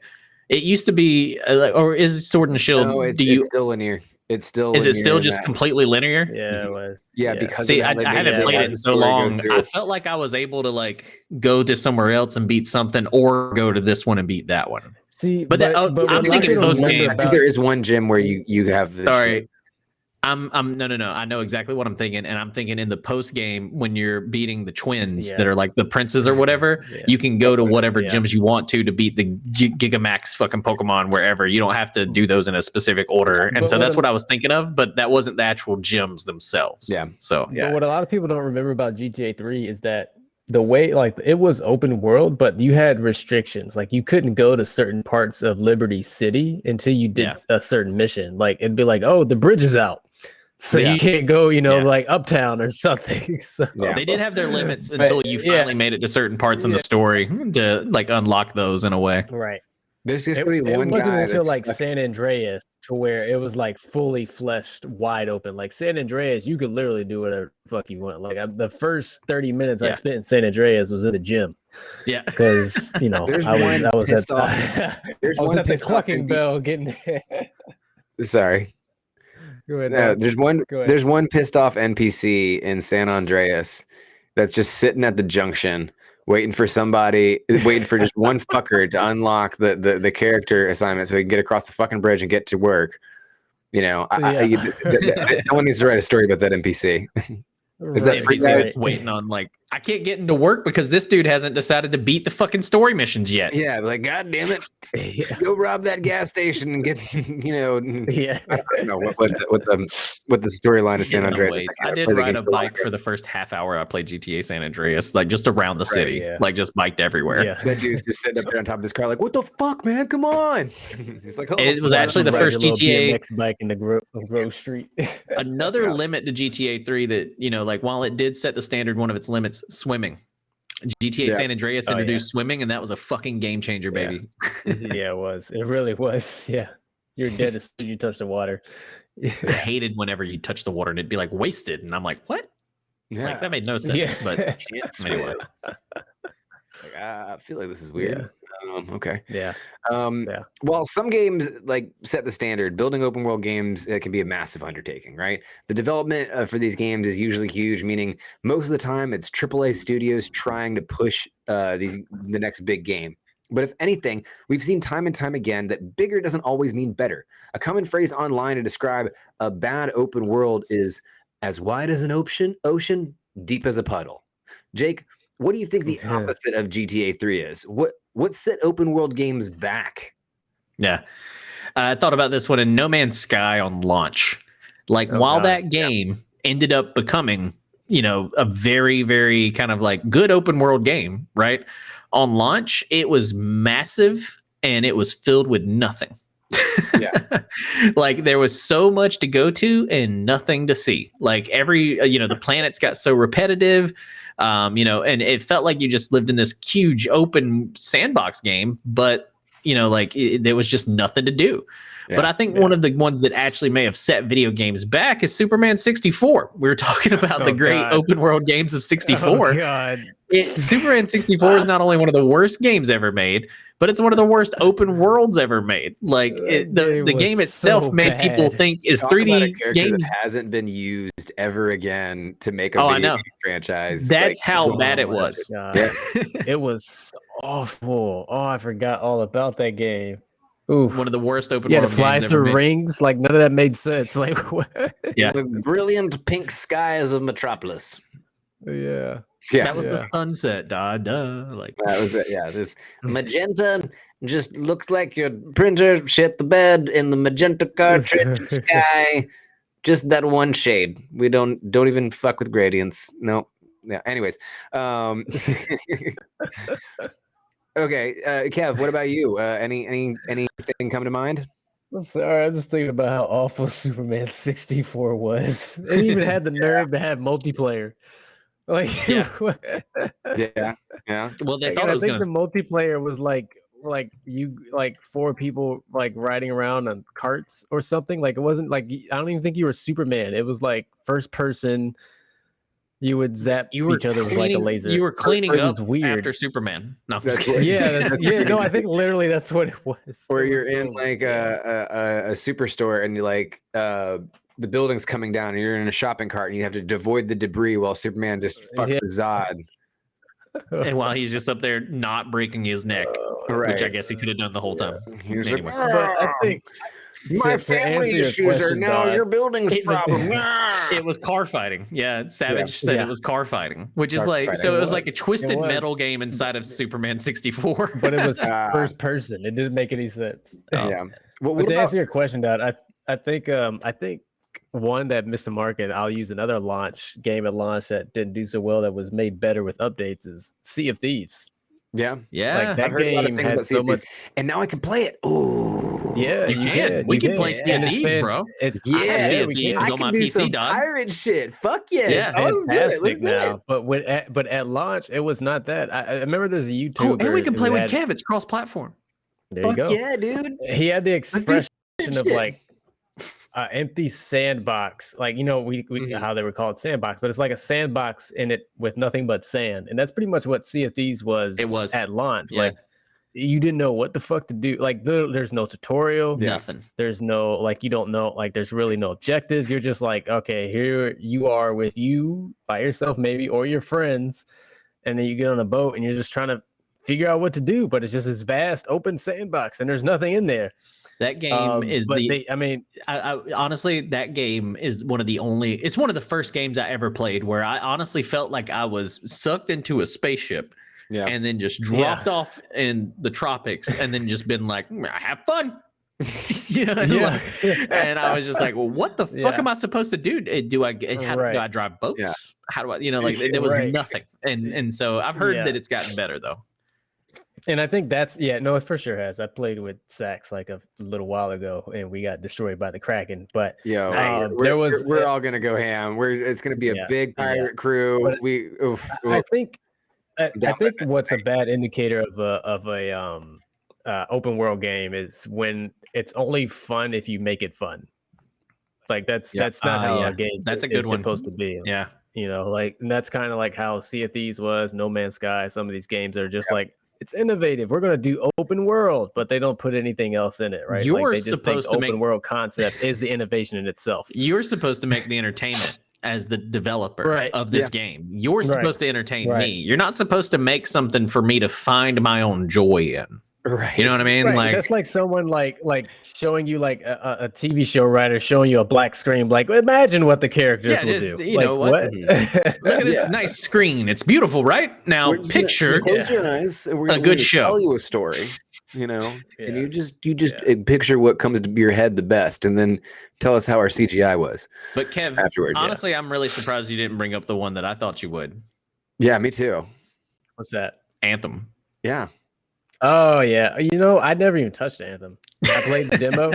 Well, I played the demo, saw the reviews, and I was like, I've seen enough. Because, and also too, it was a little bit of sour grapes because they basically killed Mass Effect Andromeda and that entire Yeah. series to make Anthem, and then that game shit the bed. I'm like, I'm not going to support this. Like, Yeah. if they make it good, maybe, but yeah. I can see the sour grapes there, especially with you as such a big Mass Effect Yeah. fan. Mass Effect fan, yeah. Yeah, right. Well, yeah. Some people believe that open world games are just a draw in, a jump the shark tactic to get people to play, get people into playing a game. Do you guys have any examples of games that didn't come as advertised but may have redeemed themselves? Kev?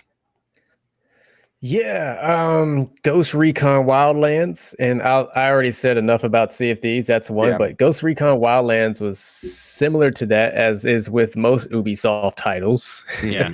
It comes out at launch, and it's like you see it on E3, you're like, "Whoa, this game looks amazing! It's trailblazing, it's innovative, these graphics, it's ray tracing," and it comes out, and it's just vanilla ice cream. Yeah. And you're promised a Cosmopolitan. Right. Is it Neapolitan? Yeah. Sorry. Or the Ben That's and a drink. Jerry's Yeah. with the caramel Or the Ben and insert Jerry's, with, half and then you baked get something. the heated up Samoas, and then you throw those on top, and then you mix them But together. yeah, that was Ghost Recon Wildlands, right? Like, it was a game, and this was true open world. Like, Right. there was no lineation to it. You could go after the main head honcho, El Jefe narcotic boss from day one. You probably get destroyed, but you could do it. Yeah. But the problem is that was it, right? Like, you could do that with your friends and stuff, and it was fun, but it got boring. And I stopped playing the game because what I was doing at first was I was going around, and you would find, like, there's a trick, like, you'd go to an undiscovered area, you'd find some intel, and then it'd show you where, like, weapons are, or like weapon upgrades. And then once you did all that, like, there was really no point to playing the game anymore because the story wasn't that great. And that's kind of what happened. But what they did do was the multiplayer was apparently amazing. I never really got a chance to play it because I only played it for the single player, and the single player in the co-op campaign. Mm-hmm. But the multiplayer again is a different beast because that's not open world at all. That's just like battle arena stuff. Yeah. But yeah, I guess that's one game that comes to mind as far as like an open world game that came out shit the bed and then was made somewhat better. But I don't know if they made it better. They just made the multiplayer better, so I don't think that counts. Yeah, one of the things that I was thinking about when you were talking about that there, Kev, is that the battle royale kind of battle style is kind of an open world approach to multiplayer gaming, or probably one of the most open world-esque kind of approaches to multiplayer gaming that we've had. And one of the things that I wanted to talk about with particularly this topic is the fact that open world does seem like a step for certain games, certain franchises. We talked earlier, Kev, you said Pokemon. Does Pokemon count as one of the first open world games? I don't think so, and I think that Sword and Shield got it closer to that.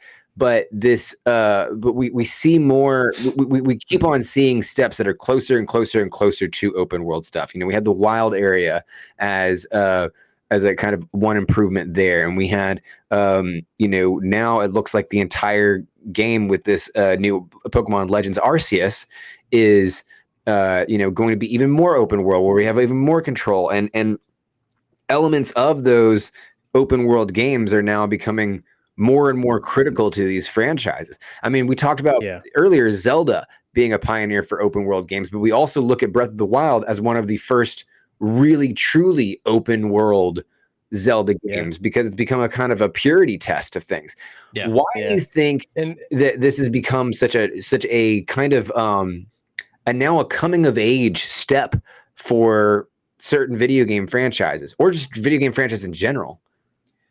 I think the bigger a game gets, the more people want to explore it. Yeah, explore it. And they want to be that character, and they want to do as much as they can in that world. I think that's like the Dragon Age games are a good example of games that are open world games that get more and more open world and bigger with each expansion. Yeah.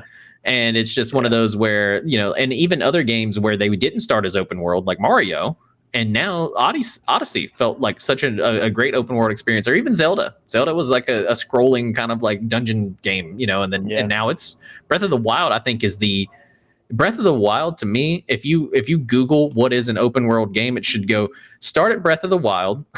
Yeah. This is the perfect one, and then go from there. Completely. And so it's just one of those where, like, I think it's the evolution of a game, because people get so, like, enthusiastic about the game, and it's like backstories, it's lore, it's characters. They want to learn more, they want to play more, and they want to be more. And so that open world games give you the ability to do all those things. Yeah, and I think that goes back to one of the critical elements that I was talking about earlier in defining what it means to be a good open world. And I think that the one of the reasons why Breath of the Wild to me is such a quintessential example of open world is the two elements that we talked about earlier. It does really, really well with, okay, which is the modular storyline. Right? It's not a streamlined storyline. You can go do this dungeon first, or you can do that dungeon first. Doesn't matter. It's you just can be Ganon with day one. Yeah, if you want to just fucking charge the castle, you can, if you can. You should. If you can. You shouldn't, but I've seen some streams where people got it done, and it's fucking impressive. The speed runs, you have to, you have to. Well, you got fucking Link fighting Ganon in game with a stick and no help from the four, like the fucking whatever, the divine beast. You know what I mean? Like, so you get no help from the divine beast, and you basically don't have any of the best weapon or armor in the game, and they still somehow whoop. I'm still struggling to beat the Bokoblin, so I'm staying away from that until I get all four. Yeah, exactly. But you have that modular component to the storyline, right? And then you also have this free, unrestricted view and camera space that you can go through and explore. And that really did feel like a very, very open kind of world game. But to be arguably the rotational camera and all that kind of stuff, Ocarina of Time had that. Fucking Twilight Princess had that. All these other places had those same things. You just had a very linear story that you had to follow, where the level 86 bosses are going to be up at the top of this mountain because you're supposed to be there 3/4 of the way through the storyline and not right off the bat.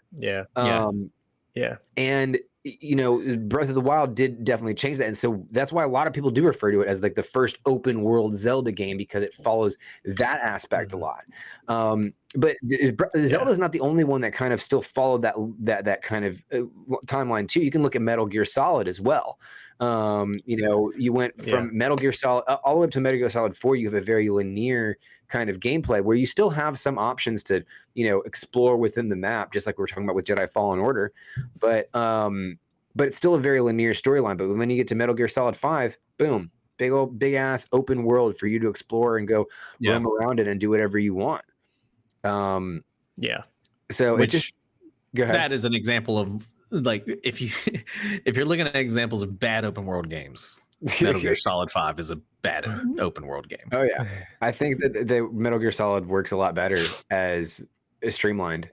Yeah, some games do.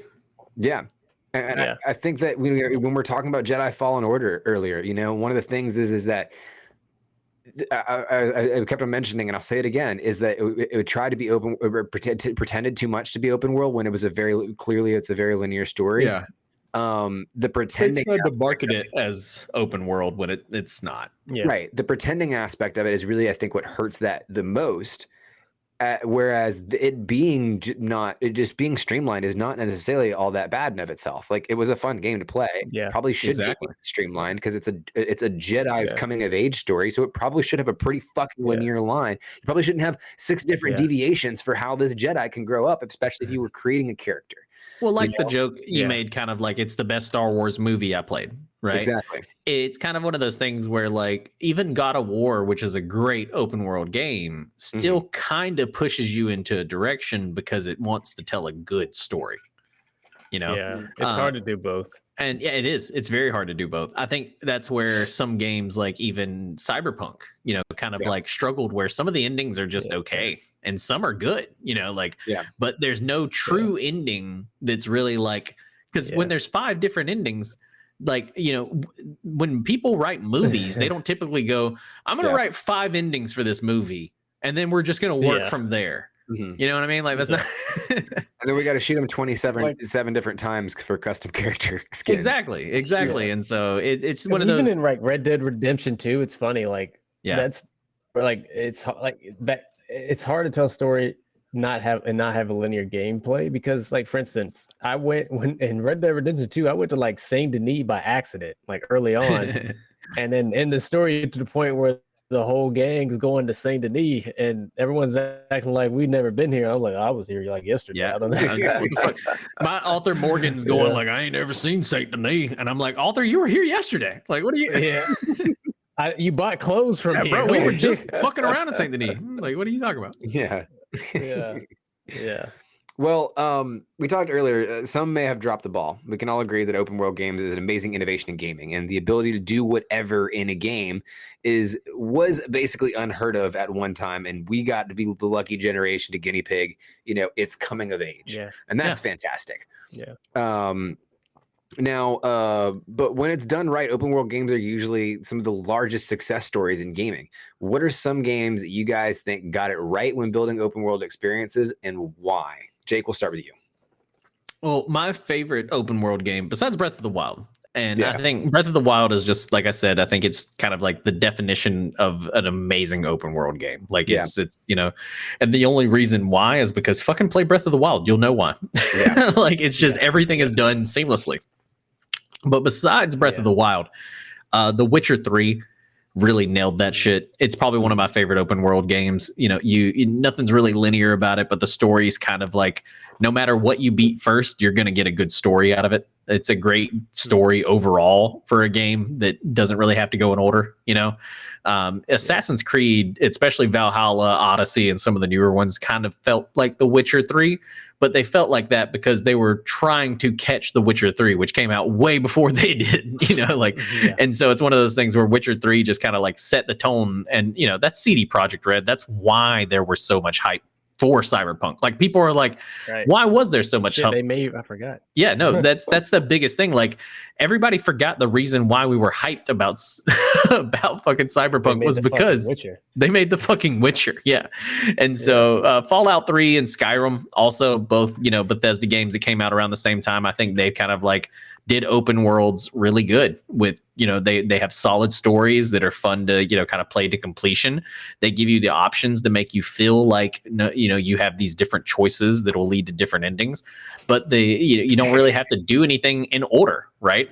It's one of those things where like I can either become the Dragonborn or I can go chop fucking wood for 3 days and no one's gonna know any lighter in the Skyrim world. And so, those are just some of the games that come to my mind when I think of like what, were games that I just got lost in, and enjoyed looking around. I probably spent more time cooking in Breath of the Wild than I did actually playing like some other games, like actual stories.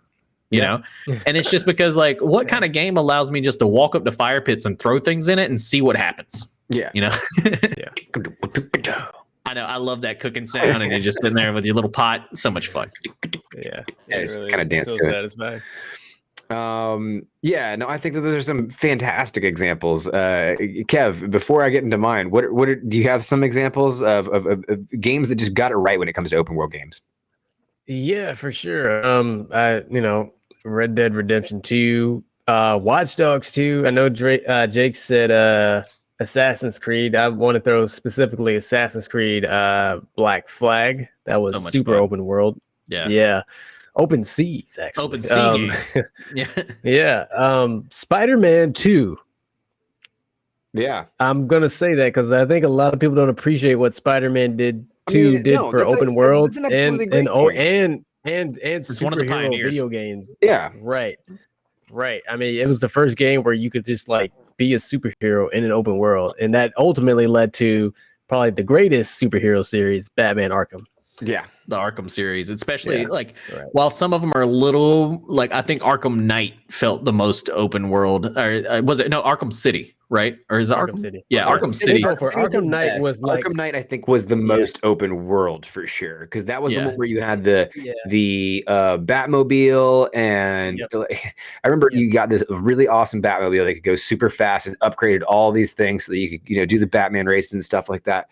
But then it had weapons, but somehow didn't kill people. Yeah, it had weapons that didn't kill people somehow. Like, it just has a fucking. They were beanbags. Yeah, beanbags out of a chain gun. know, that's how they did it. I don't know. I don't know how that works. A lot of fucking beanbags, fucking putting Beanie Baby out of fucking business. Dude, anyways, you'd always those back. That was the thing though. I always fucking would would be flying around and I want to get somewhere and I'm like, but I just want to dive bomb and fly like I would in fucking Arkham City where you just go off the top of this building and oh my god. Yeah, that shit was fun. But it made it so that again, that was a sandbox, but it was more of a playground because the reason you were incentivized to explore the open world was for all the Easter eggs and side missions that you could only find if you explored the world, like the city. Yeah. And like it really, Spider-Man 2, I think, is a great example of one of those games that did kind of push those innovations because superhero games were kind of all, because they became such a quintessential one, that became kind of the model for a lot of superhero games going after theirs, and they were always sandbox style. They always had those little side missions that you could pursue and that built along to the storyline. They weren't not a big part of the storyline. And sometimes you could do stuff like Sax mentioned. You had to do all the Riddler missions in Arkham Knight. But that was the only one that you had to do all of the Riddler quests to be able to even beat the Riddler. Well, you had to beat the Riddler, and the first one you had to get all of them. But it was also very unsatisfying because you just hear him over the loudspeaker kind of thing. You don't actually see him. But the Batman Arkham games and superhero games in general, I think, did a ton for open world. So I think that's a fantastic point. And Assassin's Creed, Black Flag, Sea Shanties. I mean, that was. I think that one does go up there with Breath of the Wild as one of the greatest open world games out there, just because it's just what a fantastic game. I think we've simped over Black Flag plenty on this show before. I think we made our opinions on that pretty clear. Oh yeah, for sure. Yeah. Well, that'll about wrap it up for our deep dive. But we've got plenty more for you guys, including our top Zen. Because as we said earlier, open worlds were a huge innovation in gaming. But we asked the question, what is the biggest innovation in gaming? I would tell you, but I would end up spoiling the countdown. This week's top Zen is our top 10 innovations in gaming. And I will kick us off with number 10. Number 10 is a little thing called Z-targeting, aka locking on. Z-targeting, also known as L-targeting, is a reoccurring skill pioneered in the Legend of Zelda series. Talk about the Legend of Zelda being pioneer of open world. This is the real nug that the Legend of Zelda, I think, gave us that revolutionized gaming. But basically, Z-targeting is a system of locking on to an enemy, characters, or objects using a specific button, depending on the game. With Z-targeting, enemy attacking. Basically, when you're using Z-targeting with Link, you would keep your attention focused on that character and allowed you to sidestep and move your character in relevance to the other character on the screen. That was revolutionary for games that didn't really understand how to interact in the 3D world. And you could see a lot of these kind of fumbles with that in the early Mario game, Mario 64, Donkey Kong 64, Banjo-Kazooie. None of these games had some kind of way to really lock on to your enemies. And it did make it a little bit harder and a bit more difficult just to line up your character in the 3D realm. But once you have a targeting system and you have your character actually orient themselves based on another character, it solved a lot of those problems and allowed you to attack and interact with those characters a lot more fluidly. The camera creates a letterbox or a widescreen view when it's in The Legend of Zelda that kind of allows you to know that you're in that mode too. And so the literal frame would change to kind of help you kind of realize that that's what you're in. And those things ended up laying the groundworks for the same kind of mechanics that exist in, Jedi Fallen Order. That same kind of Z-targeting interaction still exists in there as well, where you kind of have your whole character orient themselves to another character object on the screen. Rocket League is another example of something that I can think of that uses the Z-targeting kind of lock-on mechanic to help you find with the ball. You can turn on and off relatively quickly, but that allows that game to be playable for most people. Zelda wasn't the first game to make locking onto enemies a thing, but it definitely set the standard of how locking onto enemies should work for generations to come. But what's up next is a real game changer. Kev, what do we have coming in at number 9 on this week's countdown? Yes, the cross game saves. And this isn't to be confused with cross play or cloud saves. I'm talking about your character, you save a game. Okay, you know what? Let me just get into it. In 2007, Mass Effect launched and the world of sci-fi and RPGs was changed forever. And I know what you're thinking. Oh, yeah, well, he's a Mass Effect fanboy. Of course he's going to sit here and put this on a list. But listen to me. Here we go. In the game, you play as Commander Shepard and can fully customize your experience to your character's physical features, backstory, and story arc decisions. Okay, what's special about that? Every RPG does that. Now, on the surface, as far as the RPG genre is concerned, that doesn't sound revolutionary, but where the innovation shines is the ability to have all the decisions, customizations, and choices be saved and have consequences across the entire trilogy. So, for instance, kill or sacrifice a main character in the first game, which can be done. And guess what? They are dead for the rest of the series. Or you could even exterminate an entire race of aliens. Sorry, Arachnite Queen. For instance, in Mass Effect 2, your entire crew can be killed in the final mission. And guess what? That's right, they will not be in Mass Effect 3. Other games that adapted this technology include Dragon Age, the Dragon Age series, Fable 3, kind of, and there's a few others, but they didn't quite do it as they did in Mass Effect. Like, this was so groundbreaking that depending what you did, you might just have to start all the way over to the first game to get the kind of story or experience you're hoping for. But anyways, Jake, speaking of cross things in the world of gaming, what do you got for us at number 8?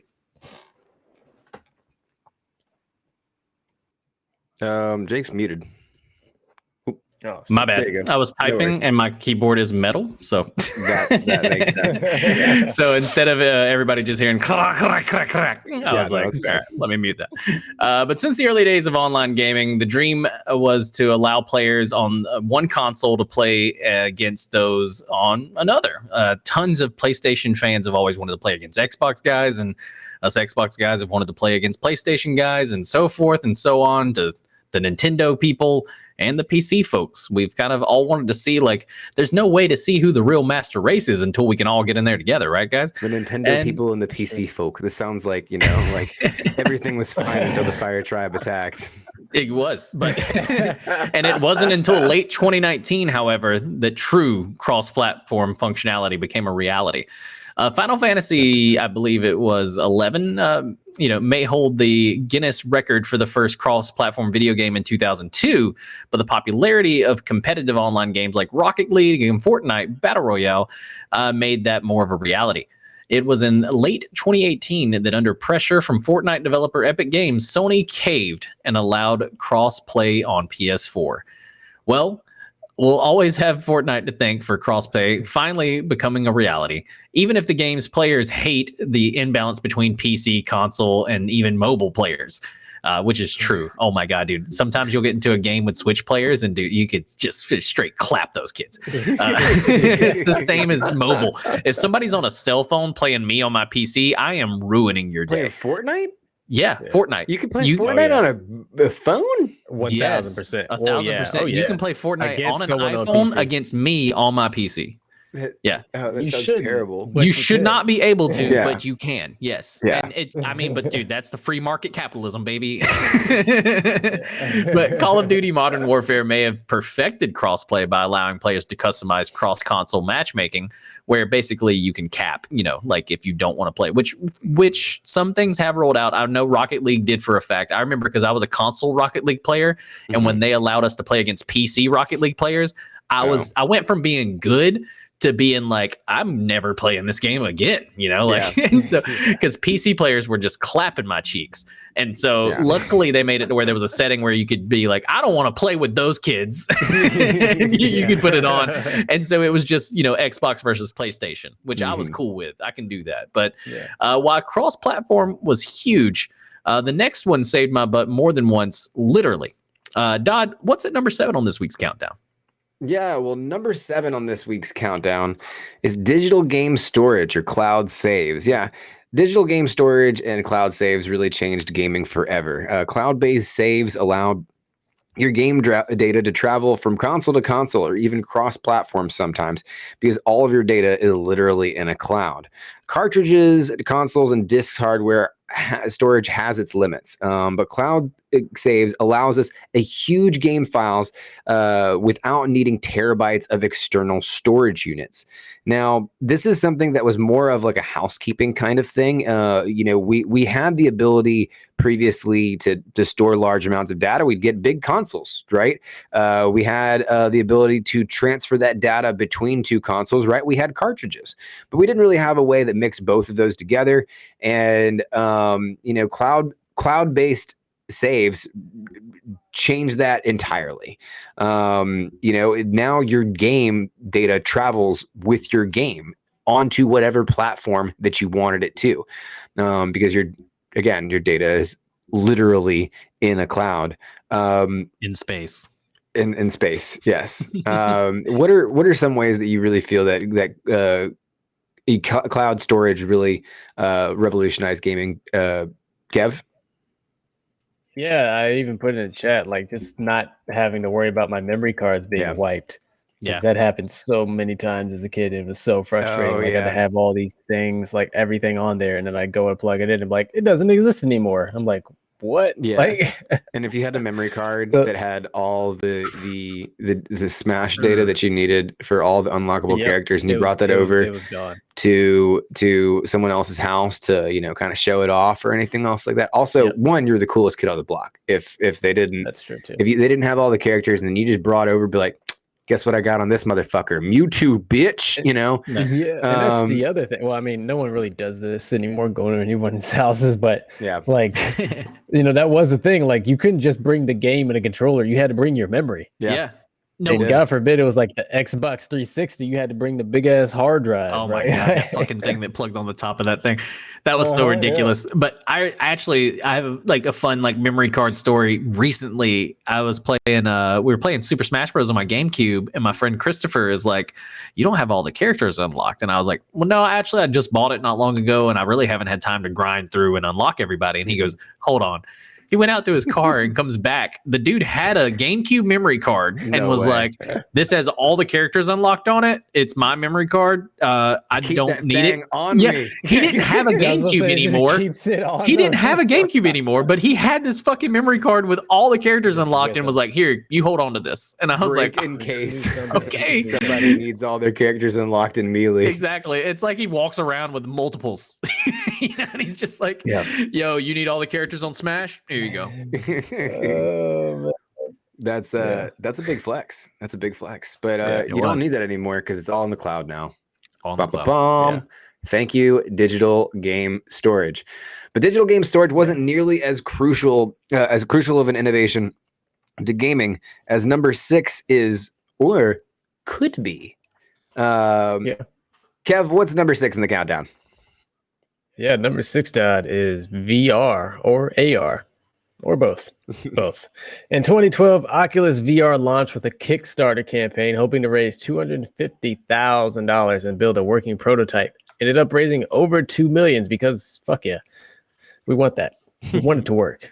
And that was just the beginning. As excitement built and virtual reality started to seem like more than just a pipe dream, Facebook bought Oculus for $2 billion. God, that guy must feel so happy. Yeah. By the end of the decade, VR still hasn't really caught on with a mainstream audience, but it feels closer than ever. Hardware prices keep dropping and the software keeps getting better, or at least more tantalizing. Titles like Super Hot and Job Simulator blur the lines between tech demo and video game, but perhaps the best example is Beat Saber, a Star Wars Dance Dance Revolution mashup so popular it even appeared on Jimmy Fallon. In November 2019, Facebook bought Beat Games, the company behind Beat Saber. There's another game on here. What's the one that you have to like defuse the bomb? I played that with my mom. It's not Exploding Kitties, I don't think, is it? No. It's like one it's crazy. I know what you're talking about though. It's nerve-wracking. Yeah. It's called So You Want to Be a Republican. More or less. As the decade ends, VR still isn't mainstream, but it no longer feels as out of reach as it did back in 2012. And if the virtual world isn't your thing, why not try out some games in hours? Not confined to a TV computer monitor, AR games allow for a perspective unique to the gamer. Hello, Pokemon Go. Yep. Yeah. The maneuver spaces within the real world and make the object of a game applicable to real life situations. For example, play table hockey or kitchen counter from any angle, or partake in some puzzles mapped out via obstacles in your backyard. AR and VR are pushing games into a much more immersive future, but this next advancement also changed the way we game forever. Jake, what do we have at number 5 this week? Yeah. Number 5 this week. I don't want to start it off with, the classic back in my day, but back in my day, you had to go wait in line at a store to buy a video game. Now they're just a few clicks away. Not only can you buy video games completely digitally these days, you can also save your files digitally as well. Like the cloud saves, like we said, and then you can also stream these games, which is something that's getting newer and, even bigger by the moment. Basically, all of your games come directly from the cloud. Not only can you buy a digital version to live on your console or PC, game streaming is coming with innovations like GeForce Now and Google Stadia. Gamers can always watch and share live streams of games, very similar to movie streaming. Game streaming gives you the ability to become, or gives you the ability. The ability to stream video games is becoming more and more a reality, and it could lead to game developers, both big and small, competing for gaming glory. Cloud gaming services like Google Stadia, or is it Stadia? Stadia? Yeah, Stadia and xCloud aspire to deliver AAA gaming experiences on tablets and phones, even if it's not quite there yet. But speaking of games on demand, the next innovation might have made gaming bigger than ever.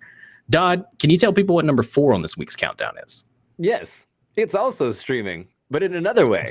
Number 4 on the countdown is Twitch. While Gen X had MTVs and millennials have YouTube vloggers, Gen Z has streamers. The internet's personality-driven culture economy evolved in the 2010s as Twitch launched, and in 2011 as evolved in 2010 as Twitch, launched in 2011 and acquired by Amazon for $97 million in 2014, became the premier platform for gamers who stopped yelling about their KD ratios privately and began yelling about their KD spread for live audiences, dozens and dozens of them at a time. It was this entertainment that saw the rise of Richard Ninja Blevins. Blevins. Is that what Ninja's real name is? Yeah, I guess so. Emerging as the first as Halo 3 and PlayerUnknown's Battlegrounds Pro, Ninja began streaming sessions to the mega popular battle royale shooter Fortnite in September 2017. He amassed a live audience of 2 million viewers within 6 months. And then became the face of pro gaming and internet fame. I have seen so many fucking ads with, "Hey, it's Ninja here. Hey, Ninja here. Hey, Ninja here." I get it. And your dumb fucking successful ass face. Ninja would later break Twitch stream records when he played Fortnite with pop megastar Drake in March 2018. Visible evidence of the blurred lines that separate gaming from mainstream mass culture. 2 years later, rap star Lupe Fiasco skipped the Grammy Awards to play Street Fighter V against pro Urmihara Diago. But Ninja versus Drake was the single crystallization of the 2010s youth culture, distilled into one single moment caught on camera for the world to see. And obviously, I mean, Twitch has meant a lot for us because that's where you're watching us on. Right. And now we even have AOC streaming, politicians are getting into it. And it's just, Twitch is just, it's not just a huge innovation in gaming. It's a huge innovation, I believe, in just like how we're viewing things in general, almost like Discord. Yeah, with streaming. It's interesting to see how game culture has evolved with Twitch. And honestly, it's also changed how I view games and play games. If I right now, and I hate that I do it and I have to coach myself out of it, but right now, if I save the good games that I want to play for Twitch. Like I haven't played Jedi Fallen Order all this last week because I haven't been able to stream it. And I want to keep the storyline from the last part that I played it off. And like all that whole mechanic of thinking about what content you're consuming or playing or whatever the case may be only exists because Twitch is there. And that's just one tiny example of how it's shaped my gaming habits. It's definitely done much more for Sax feels me on that. It's done all of these. Sorry, go ahead, Jake. No, I was just gonna say I'm the opposite. It's like I honestly like I'll get a game and I'll go I should stream this, but I really want to play it, and I don't feel like taking a shower or do anything like so like because I feel like if I'm gonna stream it, I want to be like camera ready. I want to have like washed my hair. Like at least like tried to like, make the beard look good that day or whatever. But 9 times out of 10, when I'm playing a video game, it's because I just got finished with a wake and bake session and, I want to just relax for a little bit. And so it's one of those where like I've got to start getting more in the mindset of like playing games not at weird times because like I'm very much a weird like kind of like and I also like it's the point of setting aside weird times are the most successful times on Twitch, man. Oh, I know, but then I also got to get out of feeling like I need to be camera ready, I guess, because like I play games like I said, I don't always want to get a shower before I play video games. There's this new thing that I got on my new PC here, and it's called fucking get this thing out of the way, animes. Okay. And what it is it's like a little avatar that you can stick up and it'll track your facial movement, but it's like you can be like a little cute little squirrel or, a digital avatar. And so look, you can just play that way. And then you won't have to worry about. If I was an animator, I would make a gorillas of myself. I would have made a Twitch streamer personality by now. Yeah. Or you could just have like a virtual streamer, Jake. Yeah. Just complete a. Yeah, I downloaded it on my new PC and I found that there was one of them that looks like a virus, and I made Cora the coronavirus. He's a little coronavirus in the cowboy hat. Nice. All right, y'all come back now. You hear? I don't think he'll ever be a part of the stream, but he's a character. He's definitely got personality. Just oozes personality. I'm Cora the coronavirus. I don't believe in myself. Melly says she hates him so much. Okay, moving right along though. Number 3 in the countdown was a huge innovation in gaming. Kev, tell us what number 3 is on this countdown. 3D gaming. I'm really glad I got this one. See what we did there? With pretty much all modern games comprising 3D rendered characters and environments, it's hard to imagine what gaming would be like without it. But this is only a fairly recent innovation. While there were games like Red Racer in the 1970s and 1980s that were ostensibly 3D, it wouldn't be until 1990s that it would become commonplace. Most early 3D games were not the best looking, and in some cases were deeply unpleasant to play. Games like Quake, Wolfenstein 3D, and Dark Forces 2, Jedi Knight, yes, we went there, completely changed gaming forever. No longer would simple 2D games cut the mustard. Now, most games are three-dimensional games with the betterment of graphics software, and they are even looking better. The stride to the third dimension has changed something fundamental regarding the way games look and feel. While 3D gaming changed the way games look, so for me, I think the game that really kind of resonated that we were in a new era of gaming. Like I still have this memory, and I think this is probably why this game, even some will disagree, is still nostalgic, and one of the game changers to me is Mario 64. I just remember walking into a Blockbuster and playing and hopping on the kiosk, the Nintendo 64 kiosk, if you will, and playing it and be like, oh my God, I gotta have this somehow, at 9 or whatever, however young I was then. Like, because I had never seen anything before like that, right? Like before, Mario was just flat, and then now here he is in his 3D world, and I can look around, and I can run backwards and left and right, and what's a game for you that really that you played or saw and was like you felt just the change or the wave when 3D games started happening? I mean, if I'm gonna talk about a game that experience that I just recently had, I can root us right back to our modular segment, Jedi Fallen Order, you know, to go from just having like, to think of one of the first pioneers of a 3D jungle I can think of. I think of Donkey Kong 64, right? Mm-hmm. Okay, so you have levels that are jungle based. To go from that to flying around Kashyyyk on, fucking Star Wars Zapdos, that's really fucking cool. And I think that was one of the most immersed I ever felt. Not just in a video game, but not just in a Star Wars series, but in a video game in general. So I think that's a huge win for me. What about you, Jake? Yeah, I like how Zach said Tony Hawk Pro Skater. That's funny because came out around the same time of the one I'm thinking. This is honestly going to be kind of like a random, but Crash Bandicoot, man. When I first got when I first got a PlayStation, because I did get the Nintendo 64, but I did not give it enough time for enough games to come out to thoroughly enjoy the N64.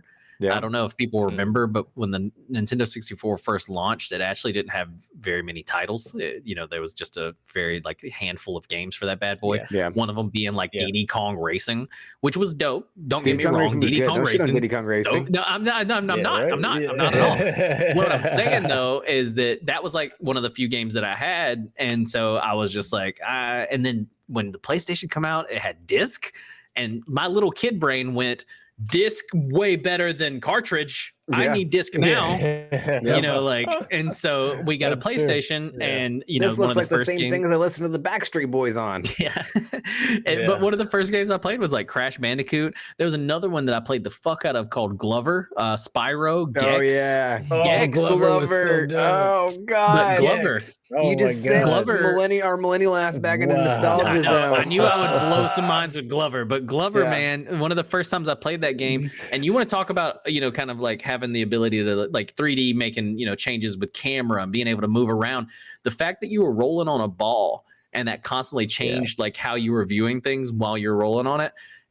Huge innovation in gaming, in my opinion. Glover's mad slept on. But so those were some of the first 3D games that made me go, fuck yes. Said Glover, dude. I forgot all about that fucking game. I haven't thought about that game till now, and I'm like, that's what I've been missing. That's what I've been missing. Got shook. Because Glover was such a good game. People sleep on Glover. It was so lit. Yeah, it was. We need the Joker retelling of Glover that leads Glover into a life of crime as Master Hand. Oh, dude, is Glover is low key? Is Glover the backstory of Master Hand? I think so. I think he lost man. His ball. That's what happened. He lost his ball, and then he just never knew what to do, and so he had to find something new to play with, something new to satisfy his curiosity. And so what he decided to do was to take all these living and breathing franchise characters and turn them into life-size toys for his entertainment. I like this.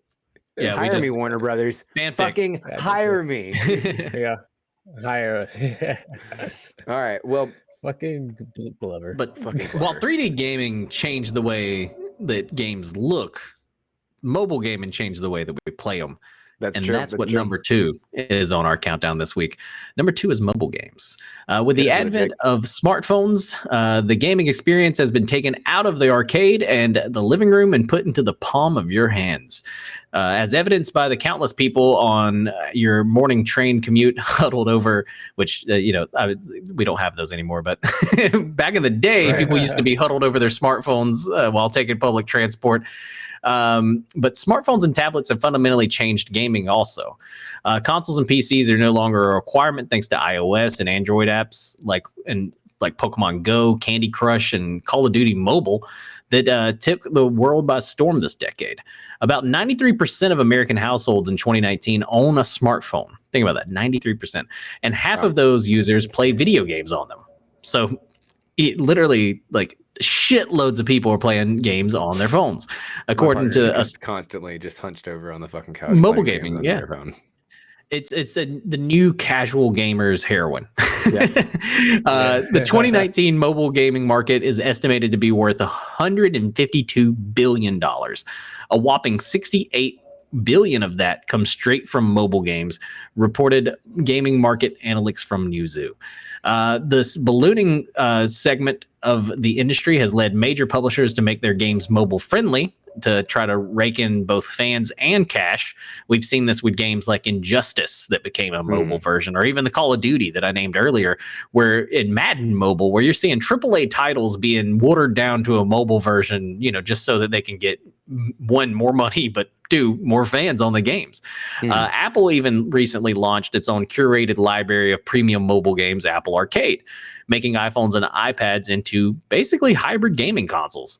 But mobile gaming isn't, mobile gaming, and honestly, but mobile gaming, honestly, most things on this countdown hell in comparison to number one, which is Dodd. Yeah. What is the the largest innovation in gaming history? The largest innovation in gaming history, hands down, has to be online gaming. The ability to game online changed games forever. Today, most games are either primarily intended for online gaming or have some element of it built in. But this is a relatively new innovation to the history of gaming. This is especially true for MMORPGs, massive online multiplayer. Shout out to WoW, where online gaming has been, like, they fucking need a shout out, where online gaming has been an entirely different experience today. Long gone are the days of multiplayer games where it was only possible when you had your friends physically close next to you. RIP couch co-op. Nowadays, you have to connect with, you can connect with millions of other players anywhere around the world 24/7, as long as you guys have paid the exact same amount of entry fee by buying an entire console and an entire system and an entire online account. And capitalism is great, isn't it, guys? This is set to remain a staple of gaming in the long run and is quite frankly one of the greatest additions to the experience of gaming. We did talk about how online gaming has led to a real big death of couch co-op. I think we can all collectively remember the good old days of GoldenEye where, like the shit talking lobby was the lobby that you were fucking in. Standing in, God. You survived Call of Duty lobbies. You're a hero today. Right. You really, you're being in a Call of Duty lobby is like kind of standing in, like, if there was an insurrection. If there was for real, like standing in the halls of the Capitol, for real. I was gonna say, if you were standing in a vocal or a physical representation of what it is to be like in 8chan, if there was just, instead of posts, there was just people screaming back and forth. If you could make that, it's kind of like being in a Call of Duty lobby. But light, you'd have to like sprinkle a little bit. I feel like, are they? They're not. They're no. There's it's like half the time it's like fucking just racial slurs, anyways. So or fucking disgusting, jokes and sexist jokes and all that kind of stuff. But with that said, online gaming is one of the greatest innovations within gaming. We had the death of couch co-op, but we've also had the rise of what I call virtual board games. Among Us is a great example of that. I can't remember how many times, all three of us and the Nerd Herd in general have run games of Among Us just to hang out and interact with people. And honestly, online gaming has kept a lot of us as gamers connected with our communities throughout this entire pandemic. It's one of the things that's it's now not just a part of gaming, it's a critical, crucial component to it. And games that don't have any online component, it's like, okay, well, what else are you selling that's going to get us to want to play this? Are we just playing this to, like, this is a book that we just read and people just have to know that we read it? No, I want achievements. I want fucking trophies. Yeah. That's true. Exactly. Yeah, that's true. Yeah. Now, online gaming it changed gaming forever because, like you said, it made us like go from just being able to play on the couch to being able to play wherever, whenever and with whoever, right? And just the amount of people that you met from all over the country and world, and everything that came with that is it's truly incredible.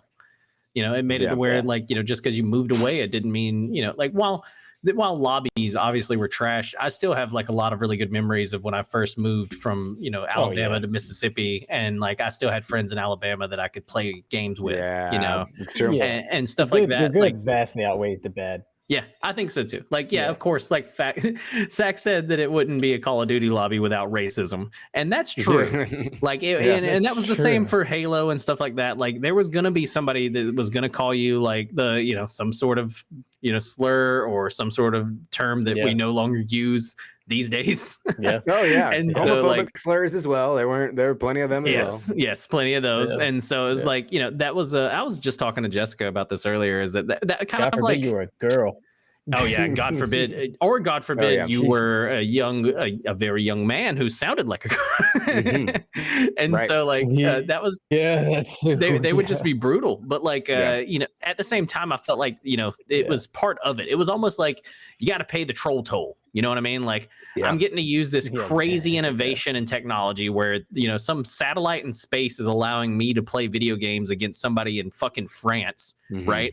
So I'm just gonna have to take my tea bag and go with it, and go home. Like, right. Does anybody remember the voice modulators you had on the original Xbox, like Xbox Live, where you could have like a very deep voice or a very squeaky voice? Just you would change it get up. shit on so much drop for of a doing that. That's my deep voice. Who's got the voice changer on? I know people would always call you out so quick. They'd be like, "Oh, somebody's a little bitch."